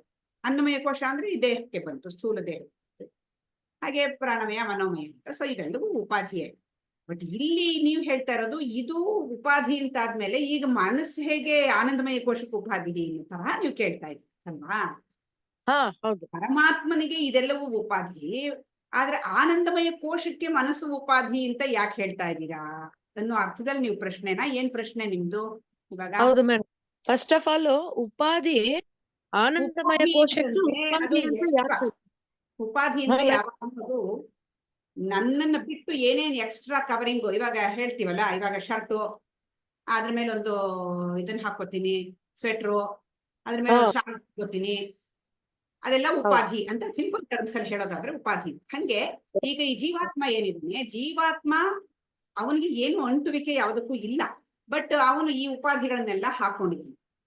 ಇದನ್ನು ಉಪಕರಣಗಳು ಅಂತಾನು ಹೇಳ್ಬೋದು. ಫಾರ್ ಎಕ್ಸಾಂಪಲ್ ಇವಾಗ ಇದು ಕನ್ನಡಕದ ಮೂಲಕ ನಾನು ನೋಡ್ತೀನಿ ಅಂದ್ರೆ ಇದು ಉಪಾಧಿ ಅಂತಾನು ಹೇಳ್ಬೋದು, ಇದು ಒಂದು ಉಪಕರಣ ಅಂತಾನು ಹೇಳ್ಬೋದು. ಹಾಗೆ ಈ ದೇಹ, ಮನಸ್ಸು, ಬುದ್ಧಿ ಆತ್ಮನಿಗೆ ಉಪಾಧಿ. ಈಗ ಇಲ್ಲೇನಾಯ್ತು, ಈ ಆನಂದಮಯ ಕೋಶ ಅಂತ ತಗೊಂಡಾಗ ಇಲ್ಲ ಅವ್ರೇನ್ ಹೇಳ್ತಾ ಇದ್ದಾರೆ, ಮನಸ್ಸು ಅನ್ನೋದು ಆನಂದಮಯ ಕೋಶದ ಉಪಾಧಿ ಅಂತ ಹೇಳ್ತಾ ಇದ್ದಾರೆ. ಅಂದ್ರೆ ಇಲ್ಲಿ ಏನಾಗ್ತಾ ಇದೆ ಅಂದ್ರೆ ಆನಂದಮಯ ಕೋಶ ಅನ್ನೋದು ಆಕ್ಚುಲಿ ಅದೊಂಥರ ಸೆಪರೇಟ್ ಅಂತಿಲ್ಲ. ಈ ಒಂದು ಅಂತಃಕರಣವೇ ಒಂದು ರೀತಿಯ ಮಾರ್ಪಾಡಿನಲ್ಲಿ ಆನಂದಮಯ ಕೋಶವಾಗುತ್ತೆ, ಒಂದು ರೀತಿಯ ಮಾರ್ಪಾಡಿನಲ್ಲಿ ಮನಸ್ಸು ಬುದ್ಧಿ ಇದೆಲ್ಲ ಆಗುತ್ತೆ. ಯಾವಾಗ ಈ ಮನಸ್ಸು ಅಲ್ಲಾಡ್ತಾ ಇರುತ್ತೆ, ಇದು ಸುಮ್ಮನೆ ಮನಸ್ಸು ಅಂತಂದ್ರೆ ನಾವೇನಂತೀವಿ, ಆಲೋಚನೆಗಳು ಒಂದು ಮೂಟೆ ಅಂತ. ಆ ತರ ಆಲೋಚನೆಗಳು ಇರೋವಾಗ ಅದು ಮನಸ್ಸು ಅಂತ ಕರ್ಸ್ಕೊಳ್ಳುತ್ತೆ. ಆ ಆಲೋಚನೆಗಳಲ್ಲಿ ನಿರ್ಧಾರಗಳು ಆಗ್ತಾ ಇರ್ಬೇಕಾದ್ರೆ ಅದು ಬುದ್ಧಿ ಅಂತ ಕರ್ಸ್ಕೊಳ್ಳುತ್ತೆ. ಆ ಆಲೋಚನೆಗಳಲ್ಲಿ ಹಿಂದೆ ಹಿಂದೆ ಏನು ಅದನ್ನೆಲ್ಲ ಯಾವ್ದಾಯ್ತು ಏನೇನಾಯ್ತು ಅಂತ ನೆನಪಿನ ಹಿಂದೆ ಹೋದಾಗ ಅದು ಚಿತ್ತ ಅಂತ ಕರ್ಸ್ಕೊಳ್ಳುತ್ತೆ. ಆಮೇಲೆ ಇದು ನಾನು ಅಂತ ಅದ್ರಲ್ಲಿ ಒಡೆತನ ಆಗ್ತಾ ಇರ್ಬೇಕಾದ್ರೆ ಅದು ಅಹಂಕಾರ ಬಂತು ಅಲ್ಲಿ. ಇದು ಒಂದೇ ಒಂದು ಅಂತಃಕರಣ ಇಲ್ಲೇನಿದೆ, ಇದೇನೆ ಬೇರೆ ಬೇರೆ ಕೆಲಸಗಳನ್ನ ಮಾಡುವಾಗ ಬೇರೆ ಬೇರೆಯಾಗಿ ಅದಕ್ಕೆ ಹೆಸರುಗಳನ್ನು ಕೊಡ್ತಾ ಹೋಗ್ತೀವಿ. ಈ ಒಂದು ಅಂತಃಕರಣ ಏನಿದೆ ಇದು ಅದರಲ್ಲಿ ಪ್ರಧಾನವಾಗಿ ಎಲ್ಲಿ ಆಲೋಚನೆಗಳು ಬಿರುಸಾಗಿ ಓಡಾಡ್ತಾ ಇರುತ್ತೋ ಅದು ತಟಸ್ಥವಾದ ಓಡಾಟವನ್ನ ಕಡಿಮೆ ಮಾಡ್ಕೊಂಡಾಗ ಅದೇ ಆನಂದಮಯ ಕೋಶ ಅಂತ ಕರೀತಾರೆ. ಅಂದ್ರೆ ಇಲ್ಲಿ ಆನಂದಮಯ ಕೋಶಕ್ಕೆ ಇದು ಉಪಾಧಿ, ಅಂದ್ರೆ ಇದು ಆಕ್ಷನ್, ಇದ್ರ ಆಕ್ಷನ್ ಹೇಗಾಗುತ್ತೋ ಅದ್ರ ಮೇಲೆ ಅದು ಡಿಪೆಂಡ್ ಆಗುತ್ತೆ ಅನ್ನೋದಕ್ಕೆ ಇದನ್ನ ಉಪಾಧಿ. ಇಲ್ಲಿ ಅಲ್ಲಾಡೋದು ಕಡಿಮೆ ಆದ್ರೆ ಇದು ವ್ಯಕ್ತ ಆಗುತ್ತೆ, ಇದು ಅಲ್ಲಾಡೋದು ಜಾಸ್ತಿ ಇದ್ರೆ ಇದು ವ್ಯಕ್ತ ಆಗಲ್ಲ ಅನ್ನೋ ಅರ್ಥದಲ್ಲಿ ಇದು ಒಂದು ಕವರಿಂಗು, ಇದು ಒಂದು ಲೇಯರು ಈ ಒಂದು ಆನಂದಮಯ ಕೋಶಕ್ಕೆ ಅನ್ನೋ ಅರ್ಥದಲ್ಲಿ ಇಲ್ಲಿ ಆನಂದಮಯ ಕೋಶಕ್ಕೆ ಮನಸ್ಸು ಉಪಾಧಿ ಅಂತ ಹೇಳ್ತಾರೆ. ಅಂದ್ರೆ ಇನ್ಸ್ಟ್ರೂಮೆಂಟ್ ಆತ್ಮನಿಗೆ ಉಪಾಧಿ, ದೇಹ ಮನಸ್ಸು ಬುದ್ಧಿ ನಾನಲ್ಲ ಅಂತ ತೆಕ್ಕೊಂಡಾಗ ಆತ್ಮ ಆನಂದ ಸ್ವರೂಪ ಅನ್ನೋದು ಗೊತ್ತಾಗುತ್ತೆ. ಆದ್ರೆ ಈ ಆನಂದಮಯ ಕೋಶ ಏನಿದೆ, ಈ ಕೋಶಕ್ಕೆ ಈ ಮನಸ್ಸು ಉಪಾಧಿ. ಮನಸ್ಸು ಸುಮ್ಮನೆ ಆದಾಗ ಕೋಶದಲ್ಲಿರುವ ಆನಂದ ವ್ಯಕ್ತವಾಗುತ್ತೆ, ಮನಸ್ಸು ಅಲ್ಲಾಡ್ತಾ ಇರುವಾಗ ಕೋಶದಲ್ಲಿರುವ ಆನಂದ ವ್ಯಕ್ತ ಆಗುತ್ತೆ. ಆ ಕೋಶ ಏನು, ಆಕ್ಚುಲಿ ಕೋಶ ಏನು ಅಂತ ನಾವು ಬಿಡಿಸಿದಾಗ ಆ ಕೋಶದಲ್ಲಿ ಆತ್ಮನ ಆನಂದವೇ ಪ್ರತಿಫಲನ ಆಗಿರುವಂಥದ್ದು. ಅದಕ್ಕೆ ಹಿಂದಕ್ಕೆ ಹೋದಾಗ ಅದು ಕೋಶ ಅಂತ ಕರೆಸ್ಕೊಳ್ತಾ ಇದೆ ಈಗ. ಯಾತಕ್ಕೆ ಅಂದ್ರೆ ಅದು ಟೆಂಪ್ರರಿ ಆಗಿದೆ. ಯಾಕೆ ಟೆಂಪ್ರರಿ ಆಗಿದೆ ಅಂತಂದ್ರೆ ಈ ಆಲೋಚನೆಗಳು ಬರೋದು ಹೋಗೋದು ಆಗ್ತಾ ಇರೋದ್ರಿಂದ ಅದು ಪರ್ಮನೆಂಟ್ ಆಗಿ ಕಾಣಿಸ್ಕೊಳ್ತಾ ಇದೆ. ಹಂಗಾಗಿ ಅದು ಕೋಶ ಅಂತ ಕರೆಸ್ಕೊಳ್ತಾ. ನಾವು ವಿಶ್ಲೇಷಣೆ ಮಾಡಿ ನೋಡಿದಾಗ, ಬಿಚ್ಚಿ ನೋಡಿದಾಗ ಏನಾಗತ್ತೆ, ನಮ್ಗೆ ಆತ್ಮ ಯಾವಾಗ್ಲೂ ಇದ್ದೇ ಇದ್ದಾನೆ. ಆನಂದಮಯ ಕೋಶ ಅನ್ನೋದು ವ್ಯಕ್ತ ಆಗೋದು ಅವ್ಯಕ್ತ ಆಗೋದು ಆಗ್ತಾ ಇದ್ರು ಕೂಡ ಆತ್ಮ ಪರ್ಮನೆಂಟು. ಹಂಗಾಗಿ ನಮಗೆ ಈ ಕೋಶಗಳ ಬಗ್ಗೆ ನಮ್ಮ ಗೊಡವೆನೇ ಬೇಡ. ಅದ್ರಲ್ಲಿ ಒಂದ್ಸರ್ತಿ ಬರುತ್ತೆ ಆನಂದ, ಒಂದ್ಸರ್ತಿ ಹೋಗುತ್ತೆ. ನಾನು ಆನಂದ ಸ್ವರೂಪ ಅನ್ನೋದನ್ನ ತಿಳ್ಕೋಬೇಕು ಅಂದ್ರೆ ಪ್ರಧಾನ. ಇಲ್ಲಿ ನಿರ್ವಿಕಲ್ಪ ಸಮಾಧಿಗೆ ಹೋಗೋದಕ್ಕಿಂತ ನಾನು ನಿರ್ವಿಕಲ್ಪ ಅಂತ ತಿಳ್ಕೊಳ್ಳಿ ಅಂತ ಹೇಳ್ತಾರೆ. ನನಗೆ ವಿಕಾರ ಇಲ್ಲ. ಬಟ್ ನಾವೇನ್ ಮಾಡ್ತಾ ಇದೀವಿ, ನಿರ್ವಿಕಲ್ಪ ಸಮಾಧಿಗೆ ಹೋಗುವಾಗ ಮನಸ್ಸನ್ನ ಶಾಂತ ಮಾಡಿ, ಮನಸ್ಸಿನ ಆಲೋಚನೆಗಳಿಂದ ಸ್ಥಗಿತಗೊಳಿಸಿ, ಅದನ್ನ ಕಲ್ಪನೆಗಳಿಂದ ದೂರ ಮಾಡಿ ಕೂತ್ಕೋತಾ ಇದೀವಿ. ರೆಗ್ಯುಲರ್ ಆಗಿ ಯೋಗದ ಸಮಾಧಿ, ನಿರ್ವಿಕಲ್ಪ ಸಮಾಧಿ ದಟ್ ಇಸ್ ಓಕೆ, ಅದನ್ನ ಮಾಡೋಣ, ಮಾಡಬಾರ್ದು ಅಂತಲ್ಲ. ಬಟ್ ಮೇನ್ ಇಂಟೆನ್ಷನ್ ಏನು, ನಾನು ನಿರ್ವಿಕಲ್ಪ, ನನಗೆ ಕಲ್ಪನೆಗಳಿಲ್ಲ. ಆಕ್ಚುಲಿ ಇಲ್ಲಿ ಕಲ್ಪನೆ ಇರೋದು, ಕಲ್ಪನೆ ಇಲ್ಲದೆ ಇರೋದು ಎರಡೂ ನಡೀತಾ ಇದೆ ಮನಸ್ಸಿನ ಮಟ್ಟದಲ್ಲಿ. ಅದನ್ನ ಕಲ್ಪನೆ ರಹಿತವಾಗಿ ಮಾಡಿ ಸ್ವಲ್ಪ ಹೊತ್ತು ಕೂಡ್ಕೋತೀವಿ. ಆದ್ರೆ ಅದು ಮುಖ್ಯ ಅಲ್ಲ. ಅದ್ರಲ್ಲಿ ಕಲ್ಪನೆ ಇರ್ಲಿ ಇಲ್ಲದೆ ಹೋಗ್ಲಿ ಅದು ಗೌಣ. ನಾನು ಅಂತಂದ್ರೆ ಈ ಆತ್ಮಸ್ವರೂಪ ಅದು ನಿರ್ವಿಕಲ್ಪ, ಅದಕ್ಕೆ ಯಾವುದೇ ಕಲ್ಪನೆಗಳಿಲ್ಲ ಅನ್ನೋದನ್ನ ನಾನು ತಿಳ್ಕೊಂಡ್ಬಿಟ್ರೆ, ನಾನು ನಿರ್ವಿಕಲ್ಪ ಅಂತ ತಿಳ್ಕೊಂಡ್ಬಿಟ್ರೆ ಆವಾಗ ಇಲ್ಲಿ ಕಲ್ಪನೆ ಇದ್ರೆಷ್ಟು ಬಿಟ್ರೆಷ್ಟು ನನಗೆ ಏನು ಬಾಧವೇಷನ್ ಅನ್ನೋದು ಮೇನ್. ಆ ತರ ಮುಂದಕ್ಕೆ ಅದು ಹೋಗುತ್ತೆ. ಬಟ್ ಈಗ ಸದ್ಯಕ್ಕೆ ಆನಂದಮಯ ಕೋಶಕ್ಕೆ ಮನಸ್ಸು ಉಪಾಧಿ ಅನ್ನೋದು ಯಾವ ಅರ್ಥ ಕೊಡ್ತಾ ಇದೆ ಅಂದ್ರೆ, ಈ ಒಂದು ಉಪಾಧಿ ಇರೋದ್ರಿಂದ ಈ ಒಂದು ಉಪಾಧಿಯಲ್ಲಿ ಏನೇನ್ ಬದಲಾವಣೆಗಳಾಗ್ತಾ ಇದೆಯೋ ಅದ್ರ ಮೇಲೆ ಈ ಆನಂದಮಯ ಕೋಶದ ಒಂದು ಆನಂದ ವ್ಯಕ್ತ ಆಗೋದು, ವ್ಯಕ್ತ ಆಗದೆ ಇರೋದು ನಡೀತದೆ. ಸೊ ಇವೆಲ್ಲ ವೇರಿಯೇಬಲ್ಸ್ ಅಲ್ವಾ ಮೇಡಮ್? ಹೌದು, ವೇರಿಯೇಬಲ್ಸ್. ಹೌದು. ಇವೆಲ್ಲ ವೇರಿಯೇಬಲ್, ಇವೆಲ್ಲವೂ ಆತ್ಮನ ಒಂದು ಬೆಳಕಿನಿಂದ ಎಕ್ಸಿಸ್ಟ್ ಆಗ್ತಿದೆ. ಆತ್ಮನಿಗೆ ಇದೇನು ಆಗ್ಬೇಕಾಗಿಲ್ಲ.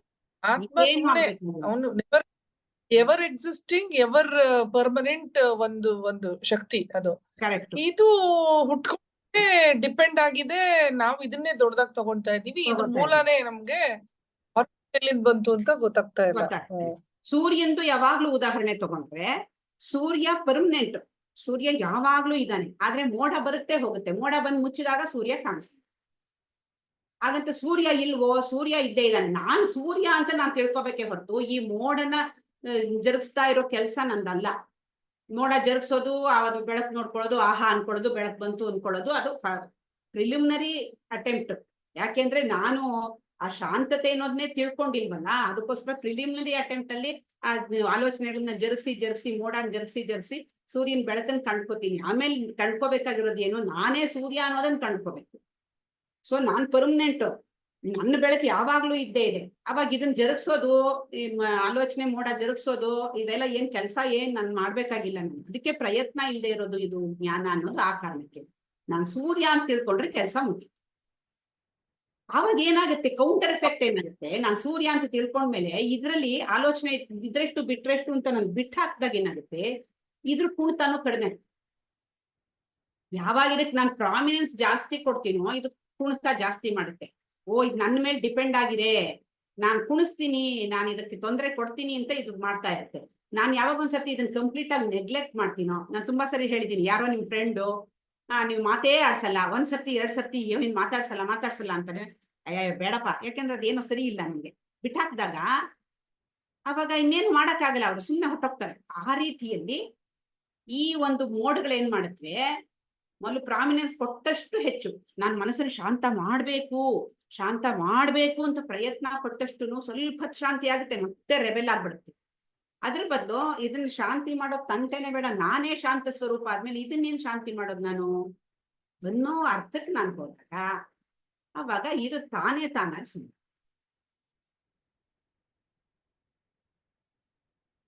ಎಲ್ಲೋ ಕಲ್ಪನಾ ಮತ್ತೆ ಇದಾಯ್ತು. ಥ್ಯಾಂಕ್ ಯು ಮೇಡಮ್, ತುಂಬಾ ಚೆನ್ನಾಗಿ ತಿಳಿಸ್ಕೊಟ್ರಿ ನೀವು. ನನ್ಗೆ ಗ್ಲಾಸ್ ಅಲ್ಲಿ ಹೇಳಕ್ಕಾಗತ್ತೆ, ಇದ್ರೊಳಗೆ ಸೂಕ್ಷ್ಮವಾಗಿ ಬಂದಾಗ ಹೇಳಕ್ಕೆ ಒಂದ್ ಸ್ವಲ್ಪ ನನ್ಗೆ ಕಷ್ಟ ಆಗತ್ತೆ. ನನಗೆ ಅಲ್ಲಿ ಅವರು ಉಪಾಧಿ ಅಂತ ಕರೆದಿದಾರಲ್ಲ, ಅದಕ್ಕೆ ಅವ್ರಿಗೆ ಆನಂದಮಯ ಕೋಶಕ್ಕೆ ಮತ್ತೆ ಉಪಾಧಿ ಅಂತಂದ್ರೆ ಏನು, ಆತ್ಮನಿಗೆ ಇದೆಲ್ಲವೂ ಉಪಾಧಿ ಅನ್ನೋ ಅರ್ಥದಲ್ಲಿ ಅವ್ರಿಗೆ ಡೌಟ್ ಬಂತು ಅನ್ಸುತ್ತೆ. ಇವಾಗ ಕ್ಲಾರಿಟಿ ಬಂತಾ ರಚಿತಾ? ಹಾ ಮೇಡಮ್, ಆಮೇಲೆ ಅವ್ರು ಹೇಳಿದಾರೆ ನೋಡಿ ಮೇಡಮ್ ಕೊನೆಯಲ್ಲಿ, ಆತ್ಮನಿಗೆ ಯಾವ ಉಪಾಧಿಯೂ ಇಲ್ಲ, ಆತ್ಮ ಶುದ್ಧ ಚೈತನ್ಯ ಅಂತ ಹೇಳಿದಾರೆ. ಹೌದು, ಇದು ನೋಡಿ ಸಮುದ್ರಕ್ಕೆ ಹೋಲಿಸಿದಾರೆ. ಸಮುದ್ರ ಮನಸ್ಸನ್ನ ಒಂದು ಸಮುದ್ರ ಅಂತ ತಿಳ್ಕೊಂಡು, ಆ ಸಮುದ್ರದಲ್ಲಿ ಹೇಗೆ ಅಲೆ ಬರ್ತಾ ಇರುತ್ತೋ ಹಾಗೆ ಆ ಅಲೆಗಳಿಗೆ ವಿಜ್ಞಾನಮಯ ಕೋಶ, ಮನೋಮಯ ಕೋಶ ಅಂತ ಹೇಳ್ತೀವಿ ಅಂತ ಹೇಳಿದಾರೆ.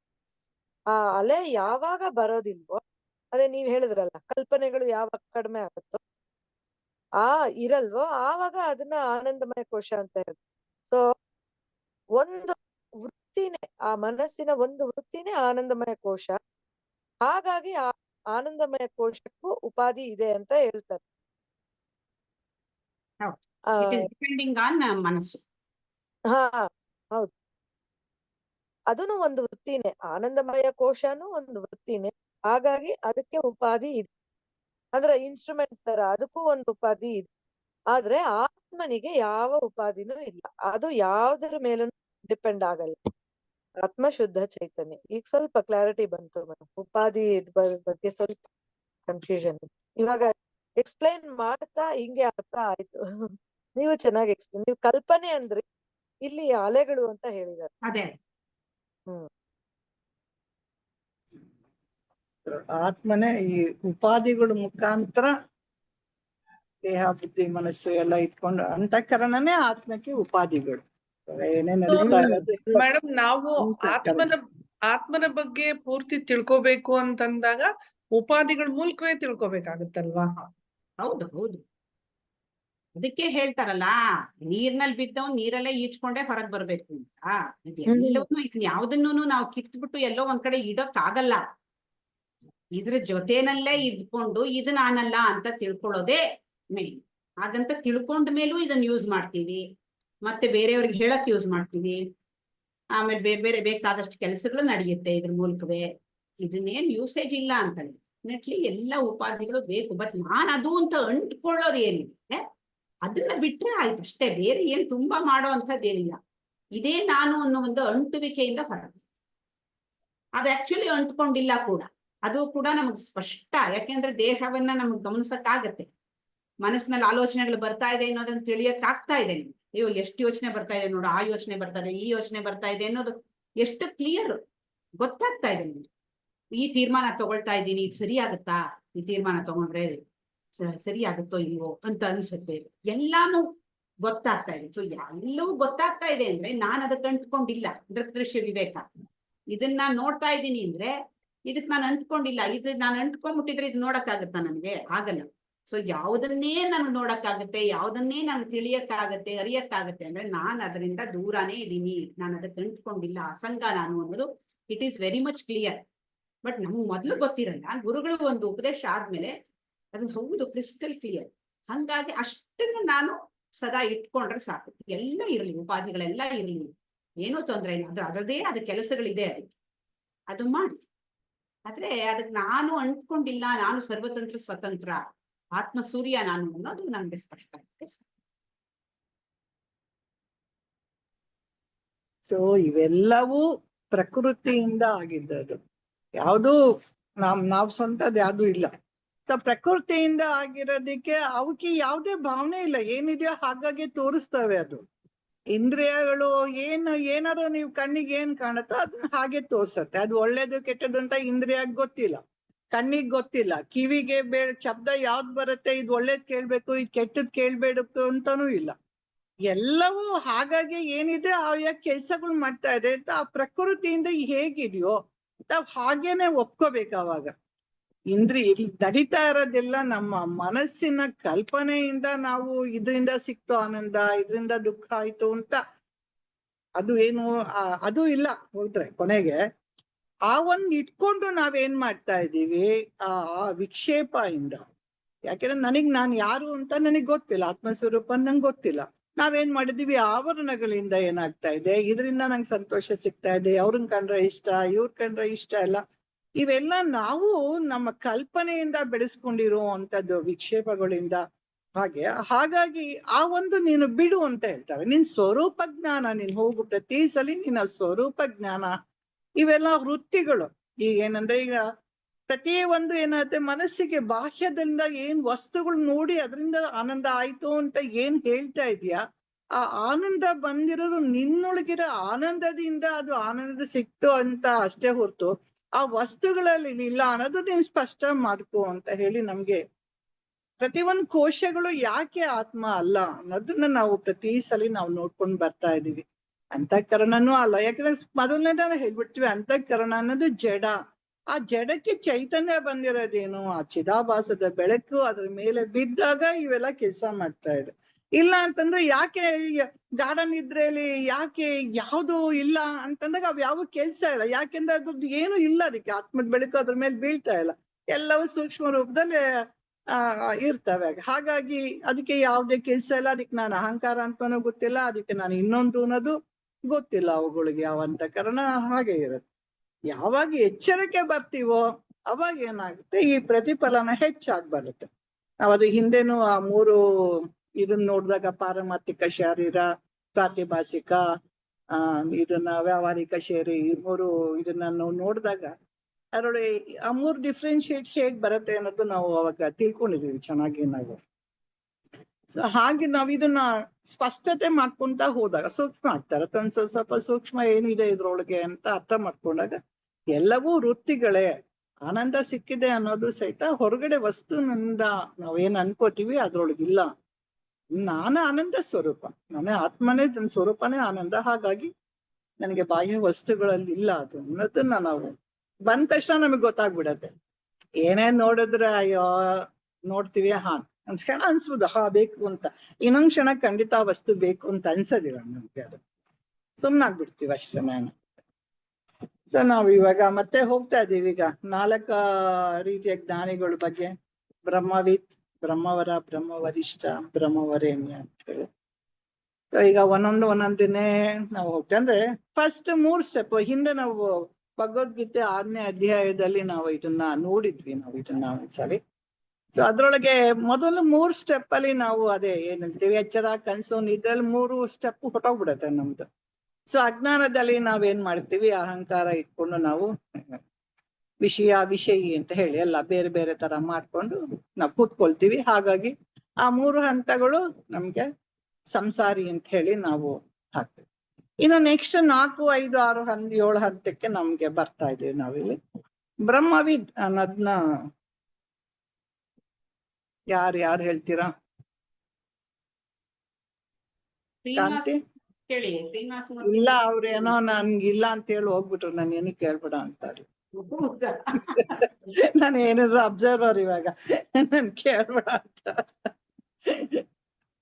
ಮೇಡಮ್ ನಾನು ಹೇಳ್ತೀನಿ. ಅಂದ್ರೆ ಇದು- ರಚಿತಾ, ನೀವ್ ಎಲ್ಲರೂ ಹಾ. ತುಂಬಾ ಚೆನ್ನಾಗಿ ಎಕ್ಸ್ಪ್ಲೇನ್ ಮಾಡಿದಾರೆ, ಅದೆಲ್ಲ ಸ್ಪಷ್ಟತೆ ಆಗಿದೆ. ಮೇಡಮ್ ಅಂತೂ ಇನ್ನೂ ಚೆನ್ನಾಗಿ ಕ್ಲಾರಿಫೈ ಮಾಡಿದ್ದಾರೆ ಅದನ್ನ. ಅದೇ ಹೇಳಿ ರಚಿತಾ. ನಾನು 3:30 ಹೋಗ್ಬೇಕು ಅಂದ್ರಿ ಅಲ್ವಾ ನೀವು? ಹ್ಞೂ ಮೇಡಮ್, ಅದೇ ಇದೊಂದು ಹೇಳ್ಬಿಟ್ಟು ಹೊರಟ್ಬಿಡ್ತೀನಿ ಮೇಡಮ್. ಅದಕ್ಕೆ ರಚಿತಾಗ್ ಇದ್ ಬಿಡಕ್ ಮನ್ಸಿಲ್ಲ, ಇವಾಗ ಹೇಳ್ತಾರ. ಅದಕ್ಕೆ ಇದೊಂದು ಹೇಳ್ಬಿಟ್ಟು ಹೊರಟ್ಬಿಡ್ತೀನಿ ಮೇಡಮ್. ಇದು ಸುಮಾರು ಹಿಂದೆ ನಾವು ಓದಿದೀವಿ. ಬ್ರಹ್ಮವಿತ್ತ ಬ್ರಹ್ಮವರೇಣ್ಯ, ಇದು ಬ್ರಹ್ಮ ವರಿಷ್ಠ ಅಂತ. ಸೊ ಇದು ಬೇರೆ ಬೇರೆ ಜ್ಞಾನಿಗಳ ಲಕ್ಷಣಗಳನ್ನ ಸೂಚಿಸುತ್ತೆ. ಕೆಲವರು ಜ್ಞಾನಿಗಳು ಸಮಾಧಿ ಸ್ಥಿತಿಯಲ್ಲಿದ್ದು ಅವರ ಮನಸ್ಸು ಶಾಂತಿ ಮಾಡ್ಕೊಂಡು ಅವರು ಸಾಧನೆ ಮಾಡ್ತಾ ಇರ್ತಾರೆ. ಅವ್ರಿಗೆ ಅರ್ಥ ಆಗಿರತ್ತೆ ಕಾನ್ಸೆಪ್ಟ್, ಆದ್ರೆ ಇನ್ನೊಬ್ಬರಿಗೆ ಎಕ್ಸ್ಪ್ಲೈನ್ ಮಾಡಕ್ ಬರಲ್ಲ. ಅಥವಾ ಇನ್ನೊಬ್ಬರಿಗೆ ಆ ಶಾಂತಿ ಸ್ವರೂಪ, ಮನಃಶಾಂತಿಯನ್ನ ಆ ಟೆಕ್ನಿಕ್ ಎಕ್ಸ್ಪ್ಲೈನ್ ಮಾಡೋದಕ್ಕೆ ಗೊತ್ತಾಗಲ್ಲ. ಸೊ ಅದು ಬೇರೆ ಡಿಫ್ರೆಂಟ್ ಸ್ಟೇಜಸ್. ಸೊ ಬ್ರಹ್ಮ ವರಿಷ್ಠ ಆದವ್ರಿಗೆ ತಾನು ಆ ಶಾಂತ ಸ್ಥಿತಿ, ನಿರ್ವಿಕಲ್ಪ ಸ್ಥಿತಿನ ಅನುಭವಿಸಿ ಆ ಯಾವ ಜ್ಞಾನದಿಂದ ಇನ್ನೊಬ್ರು ಆ ಸ್ಥಿತಿಗೆ ಹೋಗ್ಬಹುದು ಅನ್ನೋದನ್ನ ಅವರು ಗೈಡ್ ಮಾಡೋದಕ್ಕೆ ಸಾಧ್ಯ ಇದೆ. ಸೊ ಅದರಿಂದ ಇದು ಜ್ಞಾನಿಗಳ ಬೇರೆ ಬೇರೆ ಹಂತಗಳು. ಅಂದ್ರೆ ನಮಗೆ ಇವಾಗ ಸಾಧಕರಿಗೆ ಅಥವಾ ಮುಮುಕ್ಷುಗಳಿಗೆ ಇವರು ಒಂದು ಬೆಂಚ್ ಮಾರ್ಕ್ ತರ. ಈಗ ನಮ್ಗೆ ಹೆಂಗೆ BE ಆದ್ಮೇಲೆ MTech ಮಾಡ್ಬೇಕು, MTech ಮಾಡಿದವರು ಸ್ಟೂಡೆಂಟ್ಸ್ಗೆ ಒಂದು ಕಾನ್ಸೆಪ್ಟ್ ನ ಯಾವ ತರ ಎಕ್ಸ್ಪ್ಲೈನ್ ಮಾಡ್ತಾರೆ, ಅದೇ PhD ಮಾಡಿದವರು ಅದೇ ಕಾನ್ಸೆಪ್ಟ್ ಸೇಮೇ ಇರುತ್ತೆ, ಆದ್ರೆ ಅವರ ಜ್ಞಾನ ವಿಸ್ತರಣೆ ಆಗಿರುತ್ತೆ.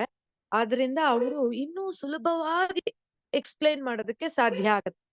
ಕ್ಲಾರಿಟಿ ತಗೊಂಬಂದ್ಬಿಡ್ತಾರೆ ಬೇಗ ಒಂದು ಕಾನ್ಸೆಪ್ಟ್ ಬಗ್ಗೆ. ಆದ್ರಿಂದ ಇದು ಡಿಫ್ರೆಂಟ್ ಸ್ಟೇಜಸ್ ತರ ನಾನು ಅರ್ಥ ಮಾಡ್ಕೊಂಡಿರೋ ಹಾಗೆ ಗುರುಜಿನೂ ಒಂದ್ ಟಾಕ್ ಅಲ್ಲಿ ಹೇಳಿದ್ದಾರೆ. ಸೊ ಬ್ರಹ್ಮ ವರಿಷ್ಠರು ಲಕ್ಷಣಗಳು, ಒಬ್ಬ ನಿಜವಾದ ಜ್ಞಾನಿ, ಅದು ಹೈಯೆಸ್ಟ್ ಅಂತ ಹೇಳ್ಬೋದು, PhD ಅಂತ ಹೇಳ್ಬೋದು. ಕರೆಕ್ಟ್ ಅಲ್ವಾ?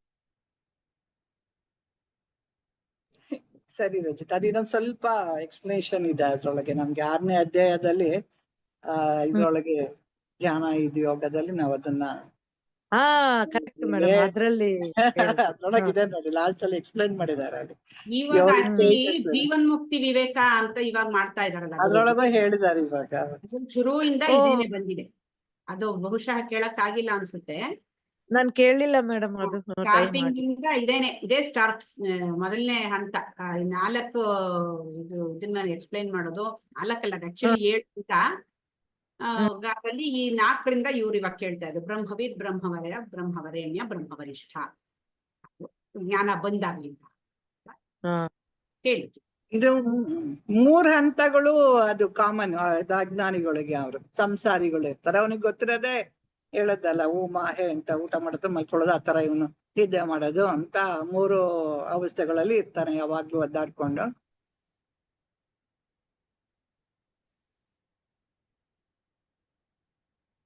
ಹೇಳಿ ಮೇಡಮ್. ಇಲ್ಲ ಸ್ಟಿಲ್ ಆಯ್ತು. ಇಷ್ಟ 3 ನಾವು 4. ಮೇಡಮ್ ಹೇಳಿ. ಅಲ್ಲ ಕೇಳಿಸ್ತಾ ಇಲ್ವಾ? ಹೇಳಿ ಮೇಡಮ್ ನಾನು ಹೋಗ್ಲಾ ಮೇಡಮ್? ಆಮೇಲೆ ನಾನು ವಿಡಿಯೋ ಕೇಳಿಸ್ತೀನಿ. Thank you. ಹರಿ ಓಂ. ಒಂದು ಇಂಟರ್ನೆಟ್ ಅನ್ಸ್ಟೇಬಲ್ ಅಂತ ಬರ್ತಾರೆ. ಕೇಳಿಸ್ತಾ ಇದೆಯಾ ಇವಾಗ? ಓಕೆ. ಇನ್ಯಾರು ಹೇಳ್ತೀರಾ? ಕಲ್ಯಾಣಿ ಮೇಡಮ್ದು ಏನು ಆಯ್ತು? ಏನಾಯ್ತು? ಬರ್ಲೇ ಇಲ್ಲ ಅವ್ರದ್ದು. ಕಲ್ಯಾಣಿದ ಆಗಲ್ಲ ಬಿಡಿ. ಓಕೆ. ಕೇಳಿ. ವಿಜಯ, ಕಾಂತಿ. ವಿಜಯ ಮೇಡಮ್ ನೀವೇನಾದ್ರು ನಿಮ್ಗೆ ಎಷ್ಟು ಅರ್ಥ ಆಗತ್ತೆ ಹೇಳ್ತೀರಾ?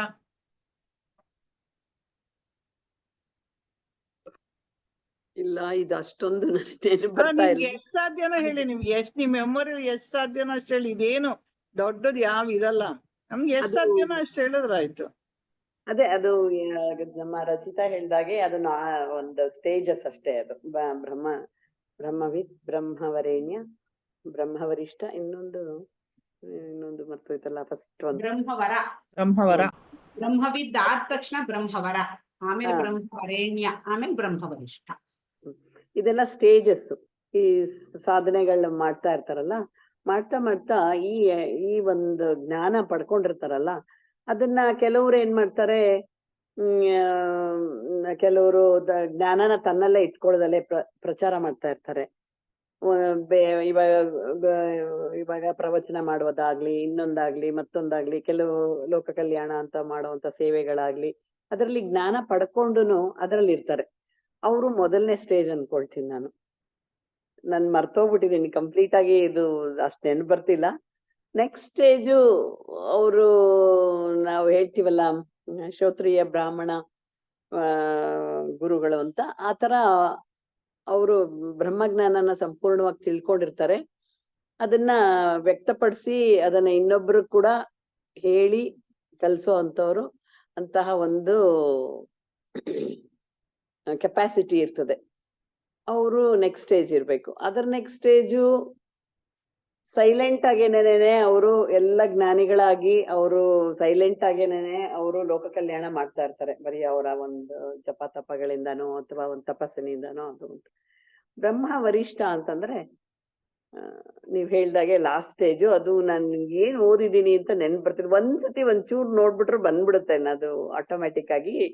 ಇವಾಗ ಒಂಥರ ತಲೆ ಸ್ವಲ್ಪ ಬ್ಲಾಂಕ್ ಆಗಿದೆ, ಜೊತೆಗೆ ಇದರಿಂದ ಸ್ವಲ್ಪ ದೂರ ಇದ್ನಲ್ಲ ಒಂದು 2 months, ಅದು ಸ್ವಲ್ಪ ಇದಾಗಿದೆ. ಗೊತ್ತಿಲ್ಲಪ್ಪ ನನ್ಗೆ, ಅಷ್ಟು ಕ್ಲಾರಿಟಿ ಬರ್ತಾ ಇಲ್ಲ ನನ್ಗೆ. ಏನ್ ಪರವಾಗಿಲ್ಲ, ಅದೇನು ಬ್ರಹ್ಮವರಿಷ್ಠ ಅನ್ನೋದು ಅವರು ಲಾಸ್ಟ್ ಸ್ಟೇಜ್.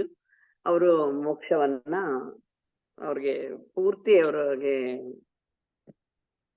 ಬ್ರಹ್ಮಜ್ಞಾನಿಗಳಾಗಿ ಅವರು ಲೋಕ ಕಲ್ಯಾಣ ಮಾಡ್ತಾ ಇರ್ತಾರೆ ಅಂತ ಅನ್ಕೊಂಡಿದ್ದೀನಿ.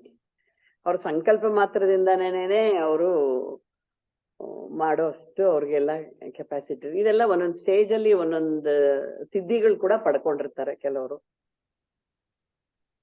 ತುಂಬಾ ಜನರೊಳಗೆ ಮರ್ತೋಗಿದೆ ನನ್ಗೆ.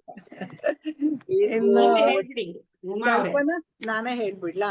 ಇಲ್ಲೇ ಹೇಳಿ.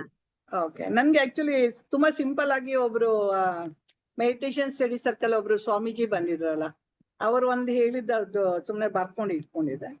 ಅದ್ರೊಳಗೆ ಏನ್ ಹೇಳ್ತಾರೆ, ಬ್ರಹ್ಮವಿದೆ ಎಲ್ಲಾರ್ಗು ಬ್ರಹ್ಮನಲ್ಲಿ ಆಲ್ರೆಡಿ ಅವ್ರಿಗೆ ಜ್ಞಾನ ಇರತ್ತೆ, ಬ್ರಹ್ಮ ಜ್ಞಾನ ಇರತ್ತೆ. ಅಂದ್ರೆ ಅವ್ರು ಇನ್ನೂ ಒಂದೊಂದ್ ಸ್ಟೇಜ್ ಅಲ್ಲಿ ಇರ್ತಾರೆ. ಅಂದ್ರೆ ಈ ಬ್ರಹ್ಮವಿದ್ದಲ್ಲಿ ಏನಾಗತ್ತೆ ಅಂತಂದ್ರೆ, ಅವರು ಸಮಾಧಿ ಸ್ಥಿತಿಗೆ ಹೋಗ್ತಾ ಇರ್ತಾರೆ, ವಾಪಸ್ ಬರ್ತಾ ಇರ್ತಾರೆ. ಪೂರ್ಣವಾಗಿ ಎಸ್ಟಾಬ್ಲಿಷ್ ಆಗಿರಲ್ಲ, ಅವರು ಹೋಗ್ತಾರೆ ಸಮಾಧಿ ಇದಕ್ಕೆ, ಮತ್ತೆ ವಾಪಸ್ ಬರ್ತಾ ಇರ್ತಾರೆ.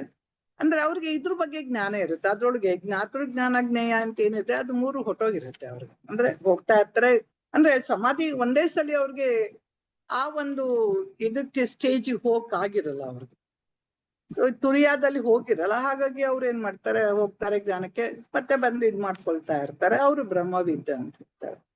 ಈ ಬ್ರಹ್ಮವಿದ್ ವರೈನ್ಯ ಅಂತ ಬಂದಾಗ, ಅವ್ರು ಒಂದ್ಸಲಿ ಸಮಾಧಿ ಹೋದ್ರೆ ನೀಡ್ಸ್ ಟು ಬಿ ವೇಕನ್ ಫ್ರಮ್ ಸಮಾಧಿ ಅಂತ ಹೇಳ್ತಾರೆ. ಅಂದ್ರೆ ಅವರು ಸಮಾಧಿಗೆ ಹೋದಾಗ ಅವ್ರಿಗೆ ಎಚ್ಚರ ಇರಲ್ಲ. ಅವ್ರಿಗೆ ವಾಪಸ್ ಬರ್ಬೇಕಂದ್ರೆ ತುಂಬಾ ಟೈಮ್ ಹಿಡಿಯುತ್ತೆ. ಇವನಿಗೆ ಹಾಗಲ್ಲ, ಇವ್ರಿಗೆ ಬೇಗ ವಾಪಸ್ ಬರ್ತಾ ಇರ್ತಾರೆ. ನಾನು ಇದನ್ನು ನನ್ಗೆ ತುಂಬಾ ಇತ್ತೀಚೆಗೆ ಅವ್ರು ಹೇಳಿದ್ರು. ನಾನು ಸಮಾಧಿಗೆ ಕೂತಾಗ ನನ್ಗೆ ಎಚ್ಚರ ಆಗದೇ ಇಲ್ಲ. ನನ್ನ ಹೆಂಡತಿಗೆ ಹೇಳಿದೀನಿ, ಅವಳು ಯಾವ್ದಾರ ದೇಹದ ಒಂದ್ ಸ್ಮಾಲ್ ಪಾರ್ಟ್ ಮುಟ್ಟು ನೀನು, ನಾನು ಅವಾಗ ಎಚ್ಚರ ಆಗ್ತೀನಿ, ಇಲ್ಲದ್ರೆ ನಂಗೆ ಎಚ್ಚರ ಆಗದೇ ಇಲ್ಲ ಅಂತ ನಾನು ಇತ್ತೀಚೆಗೆ ನಾನು ಒಬ್ರು ಹೇಳಿದಂತ ಕೇಳಿದೆ. ಸೊ ಅಂತವ್ರನ್ನ ನಾನು ನೋಡು ಇದ್ದೀನಿ ನಾನು. ಯಾಕಂದ್ರೆ ನಾನು ಕಿನ್ನಿಗೋಳಲ್ಲಿ ಹೋಗ್ತಾ ಇದ್ದಾಗ ಒಬ್ರು ಮಾಲ್ತಿ ಅಮ್ಮ ಅಂತ ಇದ್ರು. ಅವರು ಒಂದ್ಸಲಿ ಕೂತ್ಕೊಂಡ್ಬಿಟ್ರೆ 6 hours 8 hours 10 hours ಎದ್ದೇಳ್ತಾನೆ ಇರ್ಲಿಲ್ಲ. ಅವ್ರನ್ನ ಎಬ್ಬಿಸ್ಬೇಕಾದ್ರೆ ಏನೋ ಒಂದ್ ಸೌಂಡ್ ಮಾಡಿ ಅಂತ ಹೇಳಿದ್ರು ಅವರು. ಅವಾಗ ಆ ತರ ಸೌಂಡ್ ಮಾಡಿದ್ರೆ ಅವಾಗ ಮಾತ್ರ ಅವರು ಎಚ್ಚರ ಆಗ್ತಾ ಇದ್ರು. ಆ ಎಚ್ಚರ ಆಗ್ಬೇಕಾದ್ರೂ ಅವ್ರು ಎಷ್ಟು ಕಷ್ಟ ಪಡ್ತಾ ಇದ್ರು ವಾಪಸ್ ಈ ಒಂದು ಇದಕ್ಕೆ ಬರ್ಬೇಕು ಅಂತಂದ್ರೆ ನಾನು ನೋಡಿದೀನಿ ಅವ್ರನ್ನ. ಸೊ ಆತರ ವ್ಯಕ್ತಿಗಳು ಇರ್ತಾರೆ, ಅವರು ಬ್ರಹ್ಮವಿದ್ ವರ ಆಗಿರ್ತಾರೆ. ಅವ್ರಿಗೆ ನಾವು ಅವ್ರು ಯಾವ ತರ ಅಂತಂದ್ರೆ, ಅವ್ರಿಗೆ ಸಾಕ್ಷಿನೇ ಆಗಿ ಶುದ್ಧ ಅಹಂಕಾರ ಅವ್ರು ಆಗಿರ್ತಾರೆ. ಅಹಂಕಾರ ಸಂಪೂರ್ಣ ನಾಶ ಆಗಿರುತ್ತೆ, ಅವ್ರಿಗೆ ಯಾವುದೇ ಒಂದು ಇರಲ್ಲ. ಅವರು ತಾನೇ ಸಾಕ್ಷಿ ಅನ್ನೋ ಒಂದು ಭಾವದಲ್ಲಿ ಅವ್ರು ಇರ್ತಾರೆ. ಅಂದ್ರೆ ಏನು ಈ 3 ಅವಸ್ಥೆ ಇದೆಯಲ್ಲ, ಜೀವ ಸಾಕ್ಷಿ, ಈಶ್ವರ ಸಾಕ್ಷಿ, ಅವೆಲ್ಲ ಅವಸ್ಥೆಗಳು ಮೀರಿ ನಾನು ಶುದ್ಧ ಬ್ರಹ್ಮ ಅನ್ನೋದು ಒಂದು ಅವ್ರಿಗೆ ಚೆನ್ನಾಗಿ ಗೊತ್ತಿರುತ್ತೆ, ಅದು ಸಾಕು. ಈ ಬ್ರಹ್ಮ ಒಂದು ವರಿಷ್ಠ ಅದಲ್ಲ, ಅವ್ರು ಹೇಳ್ತಾರೆ ಅದು no world in samadhi has to be woken from samadhi. ಅಂದ್ರೆ ಅವ್ರಿಗೆ ಯಾವುದೇ ಪ್ರಪಂಚನೇ ಇರಲ್ಲ ಅವ್ರಿಗೆ, ಅಂತ ಒಂದು ಇದ್ರೊಳಗೆ ಕೂತ್ಕೊಳ್ತಾರೆ. ಅಂದ್ರೆ ಎಚ್ಚರಮಾಯ ತರ ಆಗ್ಬೇಕಷ್ಟೇ ಹೊರತು ಅವ್ರಿಗೆ ಯಾವುದೇ ಒಂದು ಪ್ರಪಂಚ ಅನ್ನೋದಿಲ್ಲ. ಈಗ ನಾವ್ ಹೇಳ್ತೀವಲ್ಲ, ನಮ್ಗೆ ಇವಾಗ ಪ್ರಪಂಚ ಅನ್ನೋದು ಕಾಣಿಸ್ತಾ ಇದೆ. ಅಂದ್ರೆ ಅವ್ರಿಗೆ ಪ್ರಪಂಚ ಅನ್ನೋದು ಎಲ್ಲಿದೆ ಮೇಡಮ್, ನಾವು ಲಾಸ್ಟ್ ಟೈಮ್ ಡಿಸ್ಕಸ್ ಮಾಡಿದಾಗ ಹೇಳಿದ್ರು, ಪ್ರಪಂಚ ಅನ್ನೋದು ನಮ್ಮೊಳಗಿದೆ ಅಷ್ಟೇ ಹೊರತು ಪ್ರಪಂಚದೊಳಗೆ ನಾವಿಲ್ಲ ಅನ್ನೋ ಅಂಥದ್ದು ಅವನ್ಗೆ ಸ್ಪಷ್ಟವಾಗಿ ಅವನಿಗೆ ಗೊತ್ತಿರುತ್ತೆ. ಅವನಿಗೆ ಯಾವುದೇ ಒಂದು ಇದ್ರೊಳಗೆ ಅವನು ಪೂರ್ಣವಾಗಿ ಎಸ್ಟಾಬ್ಲಿಷ್ ಆಗುತ್ತೆ. ಅದೇ ಬ್ರಹ್ಮ ವರಿಷ್ಠ ಅಂತ ಬಂದಾಗ ಅವನಿಗೆ ಯಾವುದೇ ಡ್ಯುಯಾಲಿಟಿ ಇಲ್ಲ ಅಂದ್ಬಿಡ್ತಾರೆ. ನೋ ಡ್ಯುಯಾಲಿಟಿ, ಆಲ್ವೇಸ್ ಇನ್ ಸಮಾಧಿ. ಅಂದ್ರೆ ಸಹಜ ಸಮಾಧಿಯಲ್ಲೇ ಇರ್ತಾನೆ. ಅವನಿಗೆ ಇದು ಪ್ರಪಂಚ ಅಥವಾ ಇದು ಬೇರೆ ಎರಡು ಅವನಿಗೆ ಭಾವನೆ ಇಲ್ಲ, ಅವನಿಗೆ ಯಾವುದೇ ಇಲ್ಲ. ಸಹಜವಾಗಿ ಅವನು ಸಾಕ್ಷಿ ಭಾವ, ಅವನಿಗೆ ಯಾವುದೇ ನಾನೇ ಶುದ್ಧ ಅರಿವು, ನನ್ನ ಅರಿವಿನಲ್ಲಿ ಎಲ್ಲವೂ ನಡೀತಾ ಇದೆ ನಾವು ಒಂದು ಭಾವದಲ್ಲಿ ಇರ್ತಾರೆ ಅಷ್ಟೇ ಹೊರತು ಅವ್ರಿಗೆ ಬೇರೆ ಯಾವಾದ ಒಂದು ಏನು ಇದಿಲ್ಲ, ಈ ನಾನ್ ಬೇರೆ ಇದು ಬೇರೆ ಅನ್ನೋ ಒಂದು ಭಾವ ಇರಲ್ಲ ಅಂತ ಹೇಳ್ತಾರೆ. ಅದಕ್ಕೆ all of them are known as knower of Brahman ಅಂತ ಹೇಳ್ತಾರೆ. ಅಂದ್ರೆ ಅವರು ಎಲ್ಲರೂ ಬ್ರಹ್ಮನ ತಿಳಿದಿರ್ತಾರೆ. ಅಂದ್ರೆ ಇದರೊಳಗೆ ಸ್ಲೈಟ್ ಆಗಿ ಫುಲ್ಲಿ ಎಸ್ಟಾಬ್ಲಿಷ್ ಬ್ರಹ್ಮವೇದ್ ವರಿಷ್ಠ ಅಂತಂದ್ರೆ ಅವನು ಜೀವನ್ ಮುಕ್ತ ಆಗ್ಬಿಟ್ಟಿರ್ತಾನೆ, ಅವನಿಗೆ ಯಾವುದೇ ಇಲ್ಲ ಅಂತ ಹೇಳಿದ್ರು. ಸೊ ಅವ್ನಿಗೆ ಯಾವ ಪರಿಶುದ್ಧ ಅಹಂಕಾರ, ಬ್ರಹ್ಮಾಸ್ಮಿ ಸರ್ವಂ ಕಲ್ವಿದಂ ಬ್ರಹ್ಮ ಅನ್ನೋ ಒಂದು ಸ್ಥಿತಿಲಿ ಇರ್ತಾನೆ. ಯಾವುದೇ ದ್ವಂದ್ವನಿಲ್ಲ ಅವನಿಗೆ, ಒಳಗ್ ಹೋಗ್ಬೇಕು ಹೊರಗ್ ಬರ್ಬೇಕು ಅನ್ನೋ ಒಂದು ಸ್ಥಿತಿನೂ ಇಲ್ಲ ಅಂತ ಹೇಳಿ ಪೂರ್ಣವಾಗಿ ಎಸ್ಟಾಬ್ಲಿಷ್ ಆಗಿರ್ತಾನೆ ಅಂತ ಹೇಳಿ ಇದ್ರೊಳಗೆ ನಮ್ಗೆ ತಿಳಿಸ್ಕೊಟ್ಟಿದ್ದಾರೆ ಗುರುಜಿ. ಇನ್ನು ಡೀಟೇಲ್ ಆಗಿ ಮೊನ್ನೆ ಸೆಕೆಂಡ್ ಟಾಕಲ್ಲೋ ಥರ್ಡ್ ಟಾಕಲ್ಲೋ ಹೇಳಿದ್ದಾರೆ, ಇದನ್ನ ಮತ್ತೆ ವಿವರಿಸಿದ್ದಾರೆ ಅವರು. ಅಸಮಾಸಕ್ತಿ ಅವೆಲ್ಲ ಹೇಳಿದ್ದಾರೆ ಅದ್ರೊಳಗೆ. ಮೇಡಮ್ ಇನ್ನೇನಾದ್ರು ತಾವ್ ಹೇಳ್ತೀರಾ? ತಾವ್ ತುಂಬಾ ಚೆನ್ನಾಗಿ ಹೇಳಿದ್ರಿ. ಅದ್ರೊಳಗೆ ಪರಾಪಶ್ಯಂತಿ ಮಧ್ಯಮ ವೈಖರಿನು ತಾವ್ ಒಂದ್ಸಲಿ ಎಕ್ಸ್ಪ್ಲೇನ್ ಮಾಡಿದ್ರಿ, ನಾನು ಬರ್ಕೊಂಡಿದ್ದೀನಿ ಅದ್ರೊಳಗೆ. ಇದು ಇವಾಗ ಗುರೂಜಿ ಇವಾಗ ಹೇಳ್ತಾ ಇರೋದನ್ನ ಒಂದ್ಸರ್ತಿ ಕೇಳೋದೇ ಒಳ್ಳೇದು. ಏನಂದ್ರೆ ಇದ್ರಲ್ಲಿ ಗುರೂಜಿ ಮುಖ್ಯವಾಗಿ ಹೇಳ್ತಾ ಇರೋದು, ನೀವು ಇದನ್ನ ಹೇಳಿದ್ರಿ, ಈಗ ಬ್ರಹ್ಮವಿದ್ದ ಹಂತಕ್ಕೆ ಬಂದಾಗ್ಲೇನೆ ಜ್ಞಾನ ಸ್ಪಷ್ಟ. ಈಗ ಅವರು ನಮ್ಮನ್ನೆಲ್ಲ ಹೇಳ್ತಿದಾರಲ್ಲ ಇವಾಗೆಲ್ಲ, ನೀವೆಲ್ಲ ಪರಮಹಂಸ ಸನ್ಯಾಸಿಗಳೇ, ನೀವೆಲ್ಲರೂ ಗೃಹಸ್ಥರಾಗಿದ್ರು ಕೂಡ ಪರಮಹಂಸ ಸನ್ಯಾಸಿಗಳೇ. ಅಂದ್ರೆ ಪರಮಹಂಸ ಸನ್ಯಾಸಿ ಅಂತಂದ್ರೆ ಏನು? ನಾನು ಈ ಮುಕ್ತಿಯ ಮಾರ್ಗದಲ್ಲಿ ನಾನು ಜ್ಞಾನವನ್ನು ಪಡ್ಕೊಳ್ಬೇಕು ಅನ್ನೋ ಆಸೆ ಇಟ್ಕೊಂಡು ಅದ್ರ ಕಡೆಗೆ ವರ್ಕ್ ಮಾಡ್ತಾ ಇರೋ ಅನ್ಕೊಂಡು ಪರಮಹಂಸ ಸನ್ಯಾಸಿ. ಪರಮಹಂಸ ಪದ ಅಂತ ಇನ್ನೊಂದು ಉಪಯೋಗಿಸ್ತಾರೆ. ಅಂದ್ರೆ ಪದ ಅಂದ್ರೆ ಅವನು ಅದರಲ್ಲಿ ಎಸ್ಟಾಬ್ಲಿಷ್ ಆಗಿರೋನು ಅಂತ. ಸೊ ಈಗ ಏನ್ ಮಾಡ್ತಾರೆ, ಈಗ ನಾವ್ ಇದನ್ನೆಲ್ಲ ಕಲಿತಾ ಇದೀವಿ, ತಿಳ್ಕೊತಾ ಇದೀವಿ. ಸೊ ಈಗ ಇವ್ರೇನ್ ಹೇಳ್ತಾರೆ, ಈ 4 ಹಂತದಲ್ಲಿ ಬ್ರಹ್ಮವಿದ್, ಬ್ರಹ್ಮವರ, ಬ್ರಹ್ಮವರೇಣ್ಯ, ಬ್ರಹ್ಮವರಿಷ್ಠ, ಇದರಲ್ಲಿ ಬ್ರಹ್ಮವಿದ್ ಹಂತಕ್ಕೆ ಬಂದಾಗ್ಲೇನೆ ಈ ಕ್ಲಾರಿಟಿ ಬರುತ್ತೆ. ಏನು, ನಾನ್ ದೇಹ ಮನಸ್ಸು ಬುದ್ಧಿ ಅಲ್ಲ, ನಾನು ಶುದ್ಧವಾದ ಅರಿವು, ಆ ಸಚ್ಚಿತ್ ಆನಂದ ಸ್ವರೂಪ ಅನ್ನೋ ಕ್ಲಾರಿಟಿ ಬಂದಿದೆ. ಅದೇ ಮೇನ್. ಅದನ್ನ ಇವತ್ತಿನ ಕ್ಲಾಸಲ್ಲೂ ಹೇಳ್ತಾ ಇದ್ರು, ಏನು 60% ಇವಾಗ ಪಾಸ್, 60% ಬಂದ್ರು ಫಸ್ಟ್ ಕ್ಲಾಸ್. ನೀನ್ 90% ತಗೋಬಹುದು, 60% ಬಂದ್ರು ಸಾಕು, ಕೆಲಸ ನಡೆಯುತ್ತೆ ಅಂತ. ಆ ತರಹ ಬ್ರಹ್ಮವಿದ್ದಾದ್ರೆ ಸಾಕು, ಕೆಲಸ ನಡೆಯುತ್ತೆ. ಮುಂದಿನ ಸ್ಟೆಪ್ಸ್ ಅವ್ರೇನ್ ಹೇಳೋದು ಅಂದ್ರೆ ವಾಸನಾ ಕ್ಷಯ. ಅದಕ್ಕೆ ಯಾಜ್ಞವಲ್ಕ್ಯರದು ಉದಾಹರಣೆ ಕೊಡ್ತಾರೆ ಗುರುಜಿ. ಯಾಜ್ಞವಲ್ಕ್ಯರು ಪೂರ್ಣ ಜ್ಞಾನಿಗಳು. ಅವರು ಆಶ್ರಮ ಕಟ್ಕೊಂಡಿದ್ರು, ಹೆಂಡತಿರಿದ್ರು, ಎಲ್ಲ ಶಿಷ್ಯರಿಗೆ ಬೇಕಾದಷ್ಟು ಬೋಧನೆ ಮಾಡಿದ್ರು. ಆಮೇಲೆ ಅವ್ರೇನ್ ಮಾಡ್ತಾರೆ, ಸನ್ಯಾಸ ತಗೊಳಕ್ ಹೋಗ್ತಾರೆ. ಯಾತಕ್ಕೆ ಆ ತರಹ ಅವಾಗ ಸನ್ಯಾಸ ತಗೊಳಕ್ ಹೋಗ್ತಾರೆ ಅಂದ್ರೆ, ಅವ್ರು ಅವಾಗ ಪೂರ್ಣವಾಗಿ ವಾಸನೆಗಳನ್ನ ಕ್ಲಿಯರ್ ಮಾಡ್ಬಿಡ್ಬೇಕು ಅನ್ನೋ ಉದ್ದೇಶಕ್ಕೆ ಹೋಗ್ತಾರೆ. ಅಂದ್ರೆ ಈ ಬ್ರಹ್ಮವಿದ್ದಿಂದ ಬ್ರಹ್ಮ ವರಿಷ್ಠದವರೆಗೂ ಹಂತಗಳಲ್ಲಿ ಏನಾಗುತ್ತೆ ಅಂದ್ರೆ ವಾಸನಾ ಕ್ಲೆನ್ಸಿಂಗ್ ಅದು ಹೆಚ್ಚು ಆಗ್ತಾ ಹೋಗುತ್ತೆ. ಬ್ರಹ್ಮವಿದ್ಗೆ ಅವನಿಗೆ ಜ್ಞಾನ ಇದ್ರು ಈ ಒಂದು ಭೋಗ ವಾಸನೆಗಳೇನಿರುತ್ತೆ ಅದು ಇನ್ನೂ ಇರುತ್ತೆ. ಜ್ಞಾನಕ್ಕೆ ಪ್ರತಿಬಂಧಕವಾದದ್ದು ಬಂಧವಾಸನೆ. ಬಂಧವಾಸನೆ ಹೊರಟೋಗಿರುತ್ತೆ, ಕ್ಲಾರಿಟಿ ಬಂದ್ಬಿಟ್ಟಿರುತ್ತೆ. ಆದ್ರೆ ಭೋಗ ವಾಸನೆಗಳು ಇನ್ನೂ ಉಳ್ಕೊಂಡಿದೆ. ಹಂಗಾಗಿ ಇವ್ರೇನ್ ಮಾಡ್ತಾರೆ, ಆ ಹಂತದಲ್ಲೇ ಇದ್ದು ಬೇಕಾದಷ್ಟು ಲೋಕ ಕಲ್ಯಾಣದ ಕೆಲಸಗಳನ್ನ ಮಾಡ್ಬೋದು, ಎಲ್ಲ ಮಾಡ್ಬೋದು, ಆಗುತ್ತೆ. ಬಟ್ ಇನ್ನೂ ಒಂದ್ ಸ್ಟೆಪ್ ಮುಂದಕ್ಕೆ ಹೋಗ್ಬೇಕು ಅನ್ನೋರು ಹೆಚ್ಚು ಸಮಾಧಿಯಲ್ಲಿ ಕೂತ್ಕೊಂಡು ಅಂದ್ರೆ ಸುಮ್ಮನೆ ಸಮಾಧಿ ಇಲ್ಲ, ಜ್ಞಾನ ಸಮಾಧಿ. ಈ ಜ್ಞಾನ ಸಮಾಧಿಯಲ್ಲಿ ಕೂತ್ಕೊಂಡು ಅವನು ವಾಸನೆಗಳನ್ನು ಕಳ್ಕೊಳ್ತಾ ಹೋಗ್ತಾನೆ. ವಾಸನೆ ಹೆಚ್ಚು ಹೆಚ್ಚು ಹೋದಷ್ಟು ದೇಹ ಮನಸ್ಸು ಬುದ್ಧಿ ಜೊತೆಲಿ ಸಂಪರ್ಕ ಹೆಚ್ಚು ಹೆಚ್ಚು ಕಡಿಮೆ ಆಗ್ತಾ ಹೋಗ್ತದೆ. ನೀವು ಆವಾಗಲೇ ಹೇಳಿದ್ರಲ್ಲ, ಯಾರೋ ಒಬ್ರು ಎಚ್ಚರಿಸೋಕೆ ಆಗಲ್ಲ, ಅವರು ನೀನು ಬಲವಂತ ಮಾಡಿ ಎಚ್ಚರಿಸ್ಬೇಕು ಆ ತರಹ ಸಮಾಧಿ ಕೂತ್ಕೊಂಡ್ಬಿಡ್ತಾರೆ. ಈಗ ಬ್ರಹ್ಮವಿದ್ದ ಹಂತದವನು ಅಷ್ಟೊತ್ತು ಸಮಾಧಿಗೆ ಕೂತ್ಕೊಳ್ಳೋಕ್ ಆಗಲ್ಲ, ಯಾಕಂದ್ರೆ ಇನ್ನೂ ವಾಸನೆಗಳು ಜಾಸ್ತಿ ಇದೆ. ಎಳೆಯುತ್ತೆ ಕೆಳಕ್ಕೆ, ಎಳೆದ್ರೂ ಕೂಡ ಕ್ಲಾರಿಟಿ ಇರುತ್ತೆ, ಕೆಲಸಗಳನ್ನ ಮಾಡ್ತೀನಿ. ಬ್ರಹ್ಮವಿದ್ವರನಲ್ಲಿ ಇನ್ನೂ ಸ್ವಲ್ಪ ವಾಸನಾ ಕ್ಷಯ ಆಗುತ್ತೆ, ವರೇಣ್ಯನಲ್ಲಿ ಇನ್ನೂ ಸ್ವಲ್ಪ ಕಡಿಮೆ ಆಗುತ್ತೆ, ವರಿಷ್ಠನಲ್ಲಿ ಪೂರ್ಣ ವಾಸನೆಗಳು ಕಡಿಮೆ. ವರಿಷ್ಠ ಯಾವ್ದೋ ಒಂದೋ ಎರಡೋ, ಇವಾಗ ರಾಮಕೃಷ್ಣ ಪರಮಹಂಸ ಉದಾಹರಣೆಯನ್ನು ಕೊಡ್ತಾರೆ. ಯಾವ್ದೋ ಒಂದು ಪರ್ಟಿಕ್ಯುಲರ್ ಆಗಿ ಒಂದು ವಾಸನೆ ಅವ್ರು ಇಟ್ಕೊಂಡಿರ್ತಾರೆ, ಸಿಹಿ ತಿನ್ನೋ ಆಸೆ. ಯಾಕೆ ಅಂದ್ರೆ ದೇಹ ಪೂರ್ತಿ ಬಿದ್ದೇ ಹೋಗುತ್ತೆ, ಎಲ್ಲಾ ವಾಸನೆಗಳು ಪೂರ್ತಿ ಹೊರಟೋಗ್ಬಿಟ್ರೆ ದೇಹ ಬಿದ್ದು ಹೋಗುತ್ತೆ. ಅದಕ್ಕೋಸ್ಕರ ಒಂದು ಮಿನಿಮಮ್ ಲೆವೆಲ್ ಆಸೆನ ಇಟ್ಕೊಂಡಿರ್ತೀವಿ. ಹಾಗೆ ಬ್ರಹ್ಮ ವರಿಷ್ಠ ಅವರು ಪೂರ್ಣವಾಗಿ ಅವ್ರಿಗೆ ನೀವು ಹೇಳಿದಂಗೆನೆ ಪ್ರಪಂಚ ಬೇರೆ ನಾನ್ ಬೇರೆ ಅನ್ನೋದು ಇಲ್ಲವೇ ಇಲ್ಲ. ಈಗ ಬ್ರಹ್ಮವಿದ್ ಏನ್ ಮಾಡ್ತಾನೆ, ಅವನಿಗೆ ಜ್ಞಾನ ಬಂದಿದೆ, ಪ್ರಪಂಚ ನಾನು ಎರಡು ಒಂದೇನೆ ಅನ್ನೋ ಜ್ಞಾನ ಬಂದಿದೆ. ಆದ್ರೂ ಅವನಿಗೆ ಈ ತರಹ ಒಂದು ಸೆಪರೇಷನ್ ಇನ್ನು ಸ್ವಲ್ಪ ಸ್ವಲ್ಪ ಇರುತ್ತೆ. ಬಟ್ ವರಿಷ್ಠನ ಹಂತಕ್ಕೆ ಹೋದಾಗ ಆ ಸೆಪರೇಷನ್ನೇ ಇರಲ್ಲ. ಅವನು ಅಫ್ಕೋರ್ಸ್ ನೋಡ್ತಾನೆ, ಪ್ರಪಂಚವನ್ನು ನೋಡಿದಾಗೆಲ್ಲ ಅವನಿಗೆ ಅದು ಬ್ರಹ್ಮನ್ ಅಂತಾನೆ ಅನ್ಸತ್ಯ ಹೊರತು ಅದು ಪ್ರಪಂಚ ಅಂತ ಭಾವನೆ. ಅದಕ್ಕೆ ರಮಣರ ಉದಾಹರಣೆನೂ ಕೊಡ್ತಾರೆ. ಬ್ರಹ್ಮ ವರಿಷ್ಠ ಆದ್ರೂ ಕೂಡ ಅವರು ಸಹಜ ಸಮಾಧಿಯಲ್ಲಿ ಇದ್ರು ಕೂಡ ಅವರು ಟೀಚಿಂಗು ಮಾಡ್ಬೇಕು. ಕೃಷ್ಣನ ಉದಾಹರಣೆನೂ ಕೊಡ್ತಾರೆ. ಬ್ರಹ್ಮ ವರಿಷ್ಠ ಕೃಷ್ಣ, ಆದ್ರೆ ಅವನು ಎಲ್ಲ ಲೋಕ ಕಲ್ಯಾಣದ ಕೆಲಸಗಳನ್ನ ಮಾಡ್ತಾರೆ. ಆ ಹಂತದಲ್ಲೂ ಕೂಡ ಮಾಡಕ್ಕಾಗತ್ತೆ. ಎಷ್ಟೋ ಜನ ಬ್ರಹ್ಮ ವರಿಷ್ಠರು ಅವ್ರು ಸುಮ್ನೆ ಒಂದ್ ಕಡೆ ಕೂತ್ಕೊಂಡ್ಬಿಡ್ತಾರೆ. ಒಳ್ಳೆ ವಿಜಯ ಹೇಳ್ತಾ ಇದ್ರಲ್ಲ ಆ ತರಹ ಅವ್ರು ಇನ್ನೇನು ಮಾಡಕ್ ಹೋಗಲ್ಲ, ಸುಮ್ನೆ ಕೂತ್ಕೊಂಡ್ಬಿಡ್ತಾರೆ. ಅವ್ರು ಕೂತ್ಕೊಂಡಿದ್ದ ಅವ್ರ ಶಾಂತಿಯಿಂದನೇ ಎಷ್ಟೋ ಲೋಕ ಕಲ್ಯಾಣ ನಡೆಯುತ್ತೆ. ಎಷ್ಟೋ ಜನ ಆ ಶಾಂತಿಯ ಜಾಗಕ್ಕೆ ಬಂದು ಶಾಂತಿ ಪಡ್ಕೊಂಡು ಅದ್ರ ಮೂಲಕನೇ ಅವ್ರು ಉದ್ಧಾರ ಆಗ್ತಾರೆ.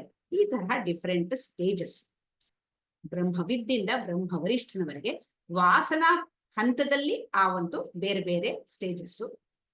ಜ್ಞಾನದ ಹಂತದಲ್ಲಿ ಅದು ಒಂದೇ ಜ್ಞಾನ, ದೇಹ ಮನಸ್ಸು ಬುದ್ಧಿ ನಾನೆಲ್ಲ ಶುದ್ಧ ಸಚ್ಚಿತ್ ಆನಂದ ಸ್ವರೂಪಿ ನಾನು ಅನ್ನೋ ಜ್ಞಾನ 4 ಜನರಲ್ಲಿ ಇರುತ್ತೆ. ವಾಸನಾ ಕ್ಷಯ ಆದಷ್ಟು ಇದರ ಒಂದು ಸೆಪರೇಷನ್ ಜಾಸ್ತಿ ಆಗ್ತಾ. ಕಾಂತಿ ಏನೋ ಹೇಳುತ್ತೆ, ಅಂದ್ರೆ ದ್ವೈತ ಭಾವ ಅಲ್ಲಿ ಮೊದ್ಲಿಂದಾನು ಬ್ರಹ್ಮವಿದ್ಗೆ ಇರಲ್ವಾ? ಅಲ್ಲ, ಬ್ರಹ್ಮವಿದ್ಗೆ ಇವಾಗ ಬ್ರಹ್ಮವಿದ್ದು ಬರೋವರ್ಗುನು ಪೂರ್ಣ ದ್ವೈತ ಭಾವ ಇರುತ್ತೆ. ನಾನು ಕಾತ್ಯಾಯಿನಿ, ಪ್ರಪಂಚ ಬೇರೆ ಕಾಂತಿ ಬೇರೆ ಅಂತ ಇರುತ್ತೆ. ಬ್ರಹ್ಮವಿದ್ಗೆ ಬಂದ ತಕ್ಷಣ ನಾಲೆಡ್ಜ್ ವೈಸ್ ಕ್ಲಾರಿಟಿ ಬಂದ್ಬಿಡುತ್ತೆ, ನಾಲೆಡ್ಜ್ ಚೆನ್ನಾಗಿ ಬಂದ್ಬಿಡುತ್ತೆ. ಬ್ರಹ್ಮವಿದ್ದಲ್ಲೇ ನಾಲೆಡ್ಜ್ ಚೆನ್ನಾಗಿದೆ ಅಂದ್ರೆ ಇದು ಸುಮ್ನೆ, ಇದು ಹೆಸರುಗಳು ನಾಮರೂಪ ಸುಮ್ನೆ ಇದೆ.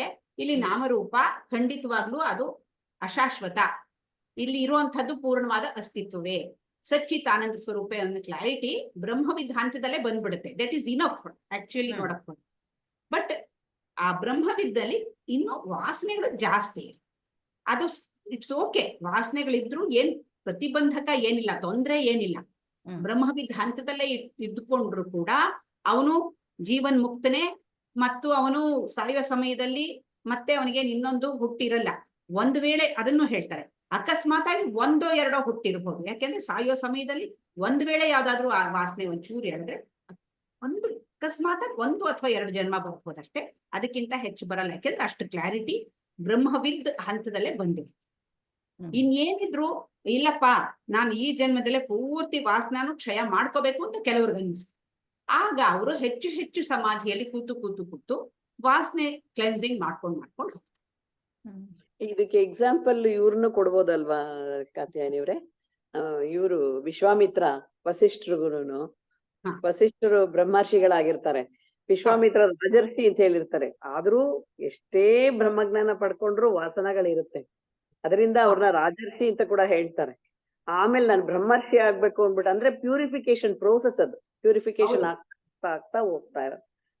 ಅಂದ್ರೆ ಅವರು ಬ್ರಹ್ಮರ್ಷಿ ಲೆವೆಲ್ಗೆ ಬರ್ಬೇಕಾದ್ರೆ ಇಲ್ಲಿನ ಹಂತದಲ್ಲಿ ಬ್ರಹ್ಮವಿದ್ಯೆ ಅಂದ್ರೆ ಏನಾಗುತ್ತೆ ಅಂದ್ರೆ ರಾಜರ್ಷಿ ಆಗಿದ್ದಾಗ ಅವ್ರಿಗೆ ಆಕ್ಚುಲಿ ಬ್ರಹ್ಮಜ್ಞಾನ ಇರೋದು. ರಾಜರ್ಷಿಯ ಹಂತದಲ್ಲಿ ಅವ್ರಿಗೆ ಯಾವಾಗ ಒಂದ್ಸರ್ತಿ ಈ ದೇಹ ಮನಸ್ಸು ಬುದ್ಧಿ ನಾನಲ್ಲ ಅನ್ನೋ ಹಂತ ಬರುತ್ತಲ್ಲ, ಅವಾಗ ಅವರು ಬ್ರಹ್ಮರ್ಷಿ ಪಟ್ಟಕ್ಕೆ ಬರ್ತಾರೆ. ಆ ಬ್ರಹ್ಮರ್ಷಿ ಪಟ್ಟದಲ್ಲಿ ಮತ್ತೆ ನೀವು ಹೇಳಿದಂಗೆ ಆ ಹಂತಗಳು ಬ್ರಹ್ಮ ವರಿಷ್ಠರ ಹಂತ ಇದೆಯಲ್ಲ, ಆ ಬ್ರಹ್ಮ ವರಿಷ್ಠರ ಹಂತಕ್ಕೂ ಅವರು ಹೋಗ್ತಾರೆ ಆಮೇಲೆ.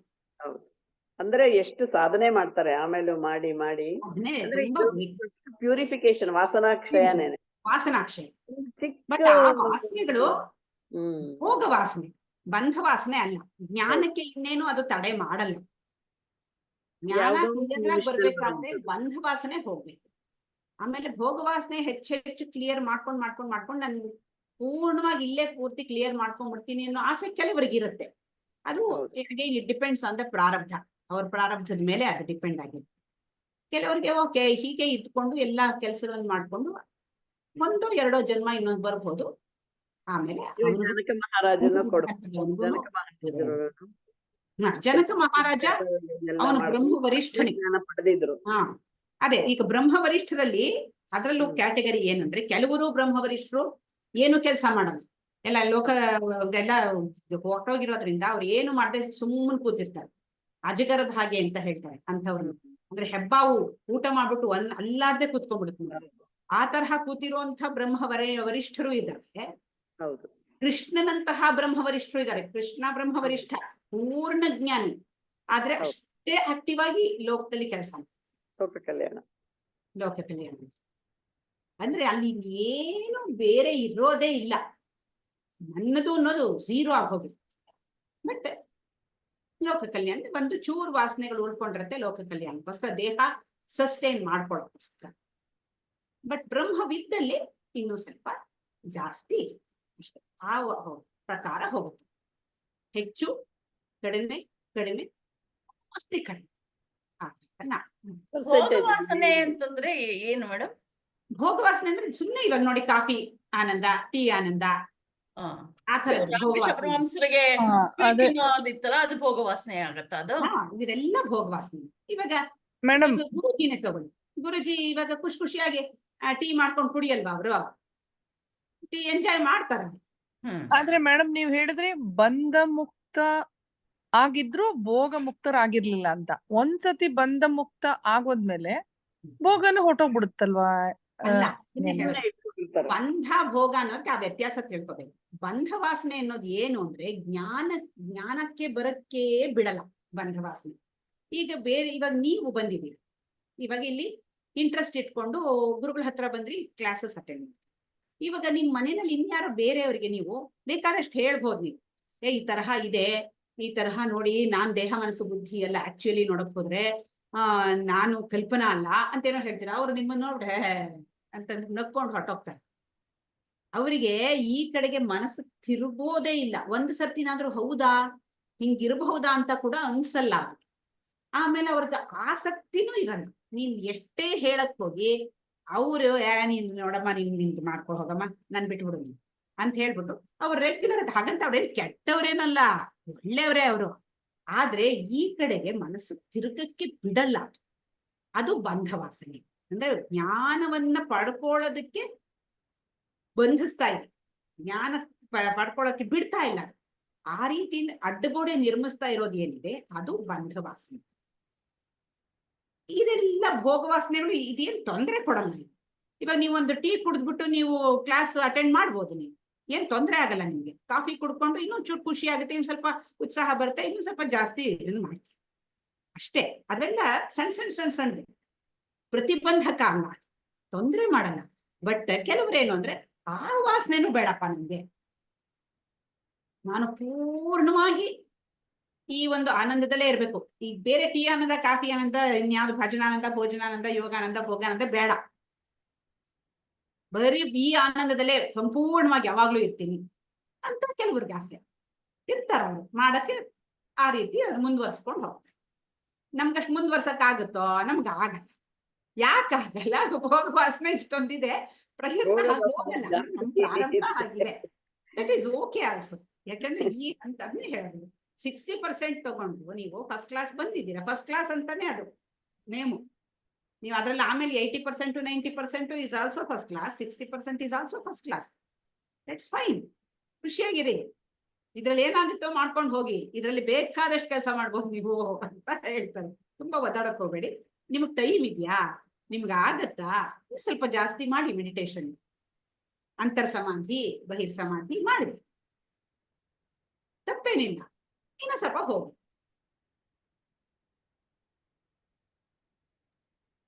ಅಂದ್ರೆ ನಮ್ಮ ದೇಹ ಕಾಪಾಡ್ಕೊಳಕ್ಕೋಸ್ಕರ ನಮ್ಗೆ ಭೋಗ ವಾಸನೆಗಳಿರತ್ತಾ ಮೇಡಮ್?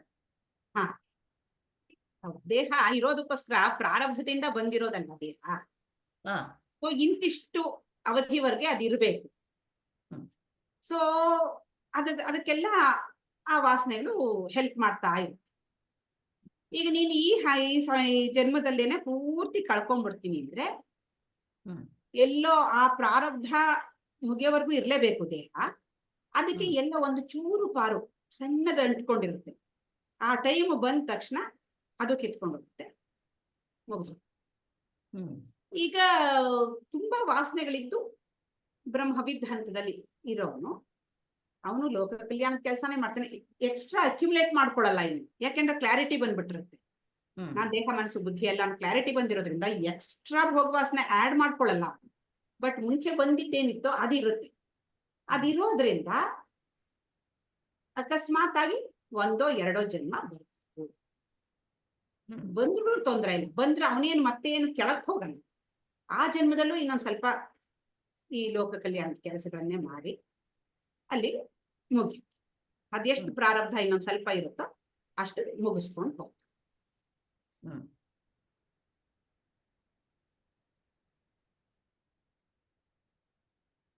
ಇನ್ನೊಂದ್ ಸ್ವಲ್ಪ ಇದೆಯಾ ಕ್ವೆಶ್ಚನ್ಸ್?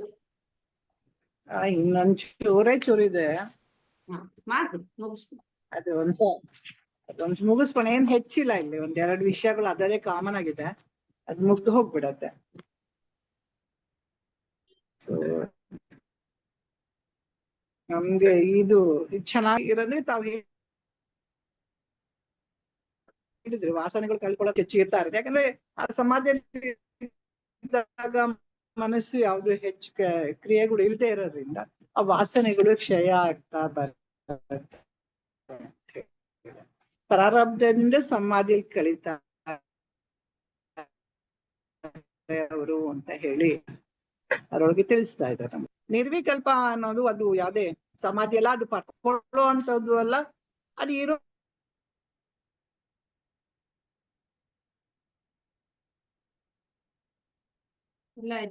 ನಾವು ತಿಳ್ಕೊಬೇಕಷ್ಟೇ ಹೊರತು ಅದು ಯಾವ್ದೇ ಅನ್ಸ್ಟೇಬಲ್ ಅಂತ ಬರ್ತಾ ಇದೆ. ಇನ್ನೊಂದ್ಸರ್ತಿ ಹೇಳಿ, ನೀವು ಹೇಳಿದ್ ಕೇಳಿಸ್ಲಿಲ್ಲ, ರಿಪೀಟ್ ಮಾಡಿ.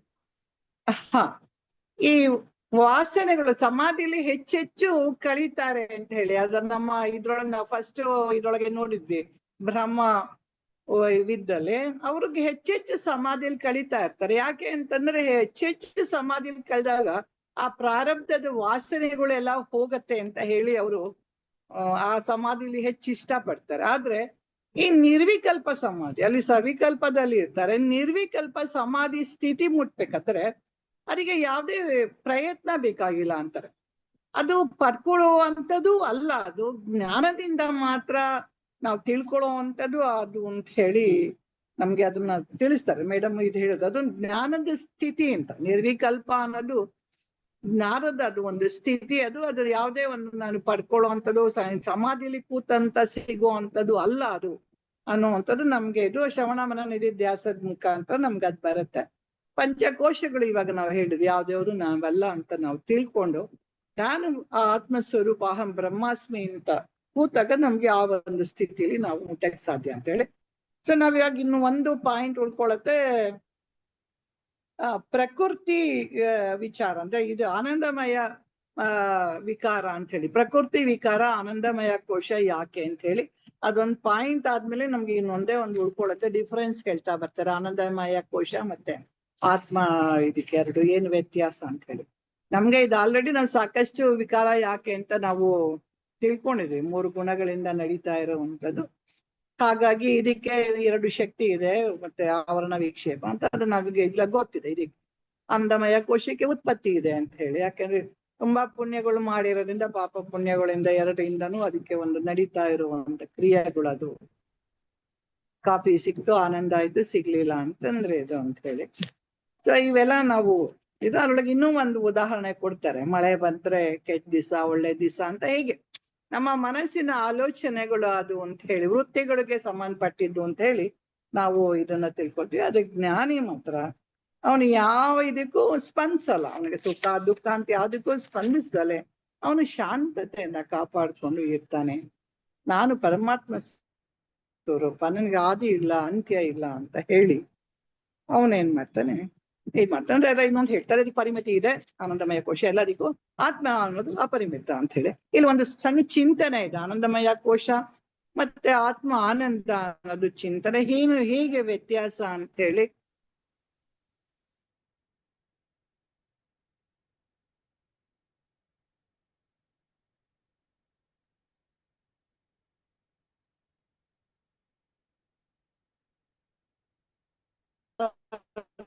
ಇದ್ರೆ ಕಾಂತಿ ನಾನೇ ಹೇಳ್ಬಿಡ್ತೀನಿ 4 ಅಂಶಗಳನ್ನ. ಕ್ವಶನ್ ಅನ್ನ ರಿಪೀಟ್ ಮಾಡಿ, ಮತ್ತೆ ನಿಮ್ದು ಸ್ಟಿಲ್ ಆಗೋಗಿತ್ತು. ಕ್ವಶನ್ ರಿಪೀಟ್ ಮಾಡಿ. ಏನ್ ಗೊತ್ತಾಗ್ತಾ ಇಲ್ಲಪ್ಪ.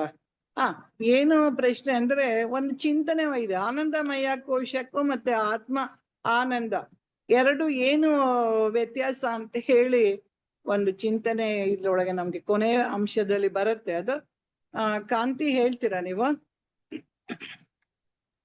ಹೇಳಿ. ಆನಂದಮಯ ಕೋಶ ಮತ್ತೆ ಆತ್ಮಕ್ಕೆ ಏನು ವ್ಯತ್ಯಾಸ ಅಂತಂತಂದ್ರೆ, ಇಷ್ಟು ದಿನ ನಾವು ಈ ಒಂದು ಅದ್ವೈತ ವೇದಾಂತದಲ್ಲಿ ತಿಳ್ಕೊಂಡಿರೋ ಹಾಗೆ ಆತ್ಮ ಅನಾತ್ಮ ವಿವೇಕ ಗೊತ್ತಾಗ್ತಿದ್ದ ಹಾಗೆ, ಆತ್ಮ ಯಾವಾಗ್ಲೂ ಅದು ಪರ್ಮನೆಂಟ್ ಅನ್ಚೇಂಜಿಂಗ್ ಅಂತ ಅನ್ನೋದು. ಈ ಆನಂದಮಯ ಕೋಶ ಏನಪ್ಪಾ ಅಂತಂದ್ರೆ, ಈ ಒಂದು ಮನಸ್ಸು ಅಂತ ಅನ್ನೋದೊಂದು ಬರೋದ್ರಿಂದ ಅದು ವ್ಯತ್ಯಾಸಗಳಾಗ್ತಾ ಇರತ್ತೆ, ಅಂದ್ರೆ ಚೇಂಜ್ ಆಗ್ತಾ ಇರತ್ತೆ. ಸೊ ಅದು ಪರ್ಮನೆಂಟ್ ಒಂದೇ ಅಂತ ಆಗಲ್ಲ. ಆಮೇಲೆ ಇದಕ್ಕೆ ಗುಣಗಳು ಯಾವುದು, ಈ ಒಂದು ಆತ್ಮಕ್ಕೆ ಗುಣಗಳು ಯಾವುದು ಅದಕ್ಕೆ ತಗಲದೇ ಇಲ್ಲ. ಅದು it is out of the maya. ಅಂದ್ರೆ ಈ ಒಂದು ಆನಂದಮಯ ಕೋಶಕ್ಕೆ ಈ ಗುಣಗಳು ಬರ್ತಾ ಹೋಗುತ್ತೆ. ಅಂದ್ರೆ ಅದು ನಮ್ಗೆ ಗುಣಗಳು ಹೇಗ್ ಬದಲಾವಣೆ ಆಗುತ್ತೋ ಹಾಗೆ ನಮ್ಮ ಒಂದು ಮನಸ್ಥಿತಿ ಮೇಲೆ ಪರಿಣಾಮ ಆಗ್ತಾ ಹೋಗುತ್ತೆ. ಆಮೇಲೆ ಪಾಪ ಪುಣ್ಯ ಅನ್ನೋದು ಅದಕ್ಕೆ ಆತ್ಮಕ್ಕೆ ಯಾವ ತರದ ಅಫೆಕ್ಟು ಆಗಲ್ಲ. ಇಟ್ ಈಸ್ ಅನ್ಬಾರ್ನು, ಚೇಂಜಸ್ ಇಲ್ಲ ಅಂಡ್ ಇಂಡಿಪೆಂಡೆಂಟು. ಅದು ಅದಕ್ಕೆ ಯಾವುದೂನು ಅಫೆಕ್ಟ್ ಆಗಲ್ಲ, ಯಾಕೆಂದ್ರೆ ಅದು ಪರ್ಮನೆಂಟ್ ಆಗಿರೋದ್ರಿಂದ ಅದು ಒಂದು ಯಾವುದೇ ಒಂದು ಹೊರಗಿನ ಬದಲಾವಣೆಗೆ ಅದು ರಿಯಾಕ್ಟ್ ಮಾಡಲ್ಲ, ರೆಸ್ಪಾಂಡು ಮಾಡಲ್ಲ. ಬಿಕಾಸ್ ಯಾಕೆಂತಂದ್ರೆ ಅದು ಒಂದು ವಿಟ್ನೆಸ್ ತರ, ಸಾಕ್ಷಿ ತರ ಇದ್ದು. ಈಗ ಆತ್ಮ ಅಂತಂದ್ರೆ ನಮ್ಗೆ ಅವಸ್ಥಾತ್ರಯದಲ್ಲಿ 3ರಲ್ಲೂ ಒಂದೇ ಇರತ್ತೆ. ವೇಕಿಂಗ್ ಸ್ಟೇಟ್, ಡ್ರೀಮು, ಆಮೇಲೆ ಡೀಪ್ ಸ್ಲೀಪ್ ಅಲ್ಲಿ ಒಂದೇ ಇರೋದ್ರಿಂದ ಅದು ಸೇಮ್ ಇರತ್ತೆ. ನಮಗೆ ಗೊತ್ತಾಗ್ತಿರೋದು ಯಾಕಪ್ಪ ಅಂದ್ರೆ ನಮ್ಮ ಮನಸ್ಸಿನಿಂದ ನಾವು ನೋಡ್ತಿರೋದ್ರಿಂದ ಅದ್ ಬೇರೆ ಬೇರೆನೇನೋ ಅಂತ ಅನ್ಸುತ್ತೆ. ಆ ವೇರಿಯೇಷನ್ಸ್ ಇರತ್ತೆ. ಅದೇ ಇವಾಗ ನಮ್ಮ ಆನಂದಮಯ ಕೋಶದಲ್ಲಿ ನಾವು ಒಂದು ವಸ್ತುನ ನೋಡ್ತೀವಿ, ಅದು ನಮ್ಗೆ ಬೇಕು ಅನ್ಸತ್ತೆ, ಅನುಭವಿಸ್ಬೇಕು ಅಂತ ಅನ್ಸತ್ತೆ. ಸೊ ಈ ತರದ್ದೆಲ್ಲ ನಮ್ಗೆ ಆ ವೇರಿಯೇಷನ್ಸ್ ಇರತ್ತೆ. ಅಂದ್ರೆ ನಮ್ಗೆ ನಮ್ಮ ಮನಸ್ಸು ಆಮೇಲೆ ನಮ್ಮ ಈ ಒಂದು ಇಂದ್ರಿಯಗಳು ನಮ್ಮ ಆನಂದಮಯ ಕೋಶಕ್ಕೆ ಅಫೆಕ್ಟ್ ಮಾಡ್ತಾ ಹೋಗುತ್ತೆ. ಅಂದ್ರೆ ಅದೇ ತರ ಅದು ಚೇಂಜ್ ಆಗ್ತಾ ಇರತ್ತೆ. ಆದ್ರೆ ಇಲ್ಲಿ ಈ ಆತ್ಮನಲ್ಲಿ ಯಾವುದೇ ತರಹದ ಬದಲಾವಣೆಗಳು ಇರಲ್ಲ. ಇಲ್ಲಿ ವ್ಯತ್ಯಾಸ, ಆನಂದಮಯ ಕೋಶದಲ್ಲಿ ವ್ಯತ್ಯಾಸ ಏನಪ್ಪಾ ಅಂತಂದ್ರೆ, ಈ ಒಂದು BMI ಹೇಗಿರತ್ತೆ ಅಂತಂದ್ರೆ, waking state, deep sleep, dream ಅಲ್ಲಿ ಆದ್ರೆ ಒಂದ್ ಸ್ವಲ್ಪ ಪರಿಣಾಮ ಇರುತ್ತೆ ನಮ್ಗೆ. ಮೈಂಡ್ ಅನ್ನೋದೊಂದು ಒಂಚೂರು ಆಕ್ಟಿವ್ ಆಗಿರುತ್ತೆ, ಸಬ್ ಕಾನ್ಶಿಯಸ್ ಮೈಂಡ್ ಅನ್ನೋದು ಒಂದು ಆಕ್ಟಿವ್ ಆಗಿರುತ್ತೆ ಇದ್ರಲ್ಲಿ, ಯಾವ್ದ್ರಲ್ಲಿ, ಆನಂದಮಯ ಕೋಶದಲ್ಲಿ. ಆಮೇಲೆ ವೇಕಿಂಗ್ ಸ್ಟೇಟ್ ಅಲ್ಲಂತೂ ಆನಂದಮಯ ಕೋಶ ಆನ್ ಅಂಡ್ ಆಫ್ ಆಗ್ತಾ ಇರುತ್ತೆ. ನಮ್ಗೆ ಏನಾದ್ರು ಒಂದು ತುಂಬಾ ಇಷ್ಟ, ಅದೇ ಪ್ರಿಯ, ಮೋದ, ಪ್ರಮೋದ, ಆತರ ಅದನ್ನ ಅನುಭವಿಸಿದಾಗ ಅದು ಚೇಂಜಸ್ ಆಗತ್ತೆ. ಬಟ್ ಡೀಪ್ ಸ್ಲೀಪ್ ಅಲ್ಲಿ ಏನಪ್ಪಾ ಅಂತಂದ್ರೆ, ಈ ಎರಡರದ್ದು ಒಂದು ಇಂಪ್ಯಾಕ್ಟ್ ಕಡಿಮೆ ಇರುತ್ತೆ. ಒಂದು ಮೈಂಡ್ ಅಥವಾ ಸೆನ್ಸ್ ಆರ್ಗನ್ಸ್ ಅದರದ್ದೆಲ್ಲ ಇಂಪ್ಯಾಕ್ಟ್ ಕಡಿಮೆ ಇರೋದ್ರಿಂದ ಆನಂದಮಯ ಕೋಶದ್ದು ಅಂದ್ರೆ ನಮ್ಗೆ ಆತ್ಮನ ಒಂದು ಪ್ರತಿಫಲನ ಜಾಸ್ತಿ ಆಗ್ತಾ ಇರೋದ್ರಿಂದ ನಮ್ಗೆ ಆ ಡೀಪ್ ಸ್ಲೀಪ್ ಅಲ್ಲಿ ಒಂಥರ ಬ್ಲಿಸ್ಫುಲ್ ಸ್ಟೇಟ್ ಅಂತ ಅನ್ಸತ್ತೆ. ಸೊ ಆ ಒಂದು ಸಮಾಧಿ ಸ್ಥಿತಿ ನಾವು ಎಚ್ಚರ ಸ್ಥಿತಿಯಲ್ಲಿ ಬಂದಾಗ, ಜಾಗೃತ ಸುಷುಪ್ತಿ ಅಂತ ರಮಣ ಮಹರ್ಷಿಗಳು ಏನ್ ಹೇಳ್ತಾರೆ, ಅದು ಬಂದಾಗ ನಮಗೆ ಅಥವಾ ಆ ಅನುಭವನ ನಾವು ಇಲ್ಲಿ ತಂದ್ಕೋಬೇಕು, ಅದಕ್ಕೆ ನಾವು ವರ್ಕ್ ಮಾಡಬೇಕು. ಇದು ಒಂದು ಆನಂದಮಯ ಕೋಶ ಮತ್ತು ಆತ್ಮನ ಒಂದು ವ್ಯತ್ಯಾಸ. ತುಂಬಾ ಚೆನ್ನಾಗಿ ತಿಳಿಸ್ಕೊಟ್ರಿ. ನಾವ್ ಇದುವರೆಗೂ ಏನು ಆನಂದಮಯ ಕೋಶ ಹೇಗೆ ಅದು ಅನಾತ್ಮ ಅನ್ನೋದಕ್ಕೆ ನಾವು ಸಾಕಷ್ಟು ಉದಾಹರಣೆ ಮೂಲಕ ತಿಳ್ಕೊಂಡ್ವಿ. ಆತ್ಮಕ್ಕೆ ಯಾವುದೇ ಬದಲಾವಣೆ ಇಲ್ಲ, ಅದಕ್ಕೆ ಅದು ಅಪರಿಮಿತ, ಅದು ಎಲ್ಲವಾಗ್ಲೂ ಸಾಕ್ಷಿಯಾಗಿರತ್ತೆ ಅನ್ನೋದನ್ನ ನಾವು ಇದುವರೆಗೂ ತಿಳ್ಕೊಂಡ್ವಿ. ಮುಂದಿನ ಇದ್ರೊಳಗೆ ಇನ್ನೊಂದು ಉದಾಹರಣೆ ಬರುತ್ತೆ ಅಲೆಕ್ಸಾಂಡರ್ದು, ಅದನ್ನ ಮುಂದಿನ ಇದ್ರೊಳಗೆ ಅದನ್ನ ಒಂದು ಹೇಳ್ಬಿಟ್ಟು ಮುಂದೆ ಅದನ್ನು ಮುಂದುವರ್ಸೋಣ ಮುಂದಿನ ಒಂದು ಚಿಂತನೆಯಲ್ಲಿ. ನಂಗೆ ಅದು ತುಂಬಾ ಇಷ್ಟ ಆಯ್ತು. ಅಲೆಕ್ಸಾಂಡರ್ 2 ಹಂತದ್ದು ಇದು. ಒಂದು ಹಂತದ್ದು ಅವನು ಆನಂದ ಅಂತ ಹೇಳೋದೊಂದು, ಇನ್ನೊಂದು ಹಂತದ್ದು ಅವನು ಆ 2 ಕೈಯನ್ನು ಹಿಂಗ್ ಇಟ್ಬಿಡ್ತಾನೆ. ಅವನು ನನ್ನ ಕೈನ 2 ಅಂಗೈಯಿಂದ ಹಿಂಗ್ ಇಟ್ಬಿಟ್ಟು ಅಂತ ಅಂದ್ರೆ ಅದು ಎಷ್ಟು ಚೆನ್ನಾಗಿದೆ. ನಾವ್ ಏನು ತಗೊಂಡ್ ಹೋಗಲ್ಲ ಅನ್ನೋ ಅಂತ ಇದನ್ನ ಅವನು ಜ್ಞಾನನ ಹೇಗೆ ಪಾಸ್ ಆನ್ ಮಾಡ್ತಾನೆ ಅಂತ ಹೇಳಿ ಅದು ನನ್ನ ನೆಕ್ಸ್ಟ್ ಇದ್ರೊಳಗೆ ನಾವು ನೋಡೋಣ. ಇವತ್ತು ಆನಂದಮಯ ಕೋಶ ನಾವು ಮುಗಿಸ್ತಾ ಇದ್ದೀವಿ. ಎಲ್ಲಾ ಕೋಶಗಳು ನಾನಲ್ಲ, ನಾನು ಸಚ್ಚಿದಾನಂದಾತ್ಮ ಶಿವ ನಾನು ಅನ್ನೋ ಒಂದು ಜ್ಞಾನದ ಮುಖಾಂತರ ನಾವು ಇವತ್ತಿನ ಒಂದು ತರಗತಿನ ಮುಗಿಸ್ತಾ ಇದ್ದೀವಿ. ಪ್ರೇಯರ್ ಹೇಳ್ಬಿಡ್ಲಾ? ಓಂ ಅಸತೋ ಮಾ ಸದ್ಗಮಯ ತಮಸೋ ಮಾ ಜ್ಯೋತಿರ್ಗಮಯ ಮೃತ್ಯೋರ್ಮಾ ಮೃತಂ ಗಮಯ. ಓಂ ಶಾಂತಿ ಶಾಂತಿ ಶಾಂತಿ. ಓಂ ಪೂರ್ಣಮದ ಪೂರ್ಣಮಿದಂ ಪೂರ್ಣಾತ್ ಪೂರ್ಣಮುದಚ್ಯತೆ ಪೂರ್ಣಸ್ಯ ಪೂರ್ಣಮಾದಾಯ ಪೂರ್ಣಮೇವಾವಶಿಷ್ಯತೆ. ಓಂ ಶಾಂತಿ ಶಾಂತಿ ಶಾಂತಿ. ನಾನೆಂಬುದು ನಾನಲ್ಲ, ಈ ದೇಹ ಮನ ಬುದ್ಧಿ ನಾನಲ್ಲ, ಸಚ್ಚಿದಾನಂದಾತ್ಮ ಶಿವನಾನು ನಾನೇ. ಶಿವೋಹಂ ಶಿವೋಹಂ ಶಿವೋಹಂ. ಆತ್ಮದರ್ಶನಂ ಬ್ರಹ್ಮದರ್ಶನಂ ಬ್ರಹ್ಮದರ್ಶನಂ ಸತ್ಯದರ್ಶನಂ ಸತ್ಯದರ್ಶನಂ. ಅಂತರ್ಜ್ಯೋತಿಃ ಬಹಿರ್ಜ್ಯೋತಿಃ ಪ್ರತ್ಯಗ್ಜ್ಯೋತಿಃ ಪರಾತ್ಪರ ಜ್ಯೋತಿರೇವ ಜ್ಯೋತಿಃ ಸ್ವಯಂ ಜ್ಯೋತಿಃ ಆತ್ಮಜ್ಯೋತಿಃ ಶಿವೋಸ್ಮ್ಯಹಂ. ಲೋಕಾಃ ಸಮಸ್ತಾಃ ಸುಖಿನೋ ಭವಂತು. ಲೋಕಾಃ ಸಮಸ್ತಾಃ ಸುಖಿನೋ ಭವಂತು. ಲೋಕಾಃ ಸಮಸ್ತಾಃ ಸುಖಿನೋ ಭವಂತು. ಹರಿಃ ಓಂ ತತ್ಸತ್. ಶ್ರೀ ಗುರುಭ್ಯೋ ನಮಃ. ಹರಿಃ ಓಂ. ಹರಿ ಓಂ ಎಲ್ಲರಿಗೂ. ಧನ್ಯವಾದಗಳು ವಿಜಯ ಅವರೇ. ಸರಿ ಉಮಾ ಅವರೇ, ಚೆನ್ನಾಗಿ ಬಂತು. ಸೊ ಮುಂದಿನ ಟಾಕ್ನು ನೀವೇ ತಗೋತೀವಿ. ಹಾ ಮಾಡಿ. ಚೆನ್ನಾಗಿದೆ. ಮುಂದಿಂದ ಅಹಂಕಾರ ಹಾಡು ಮಾಡ್ತೀನಿ.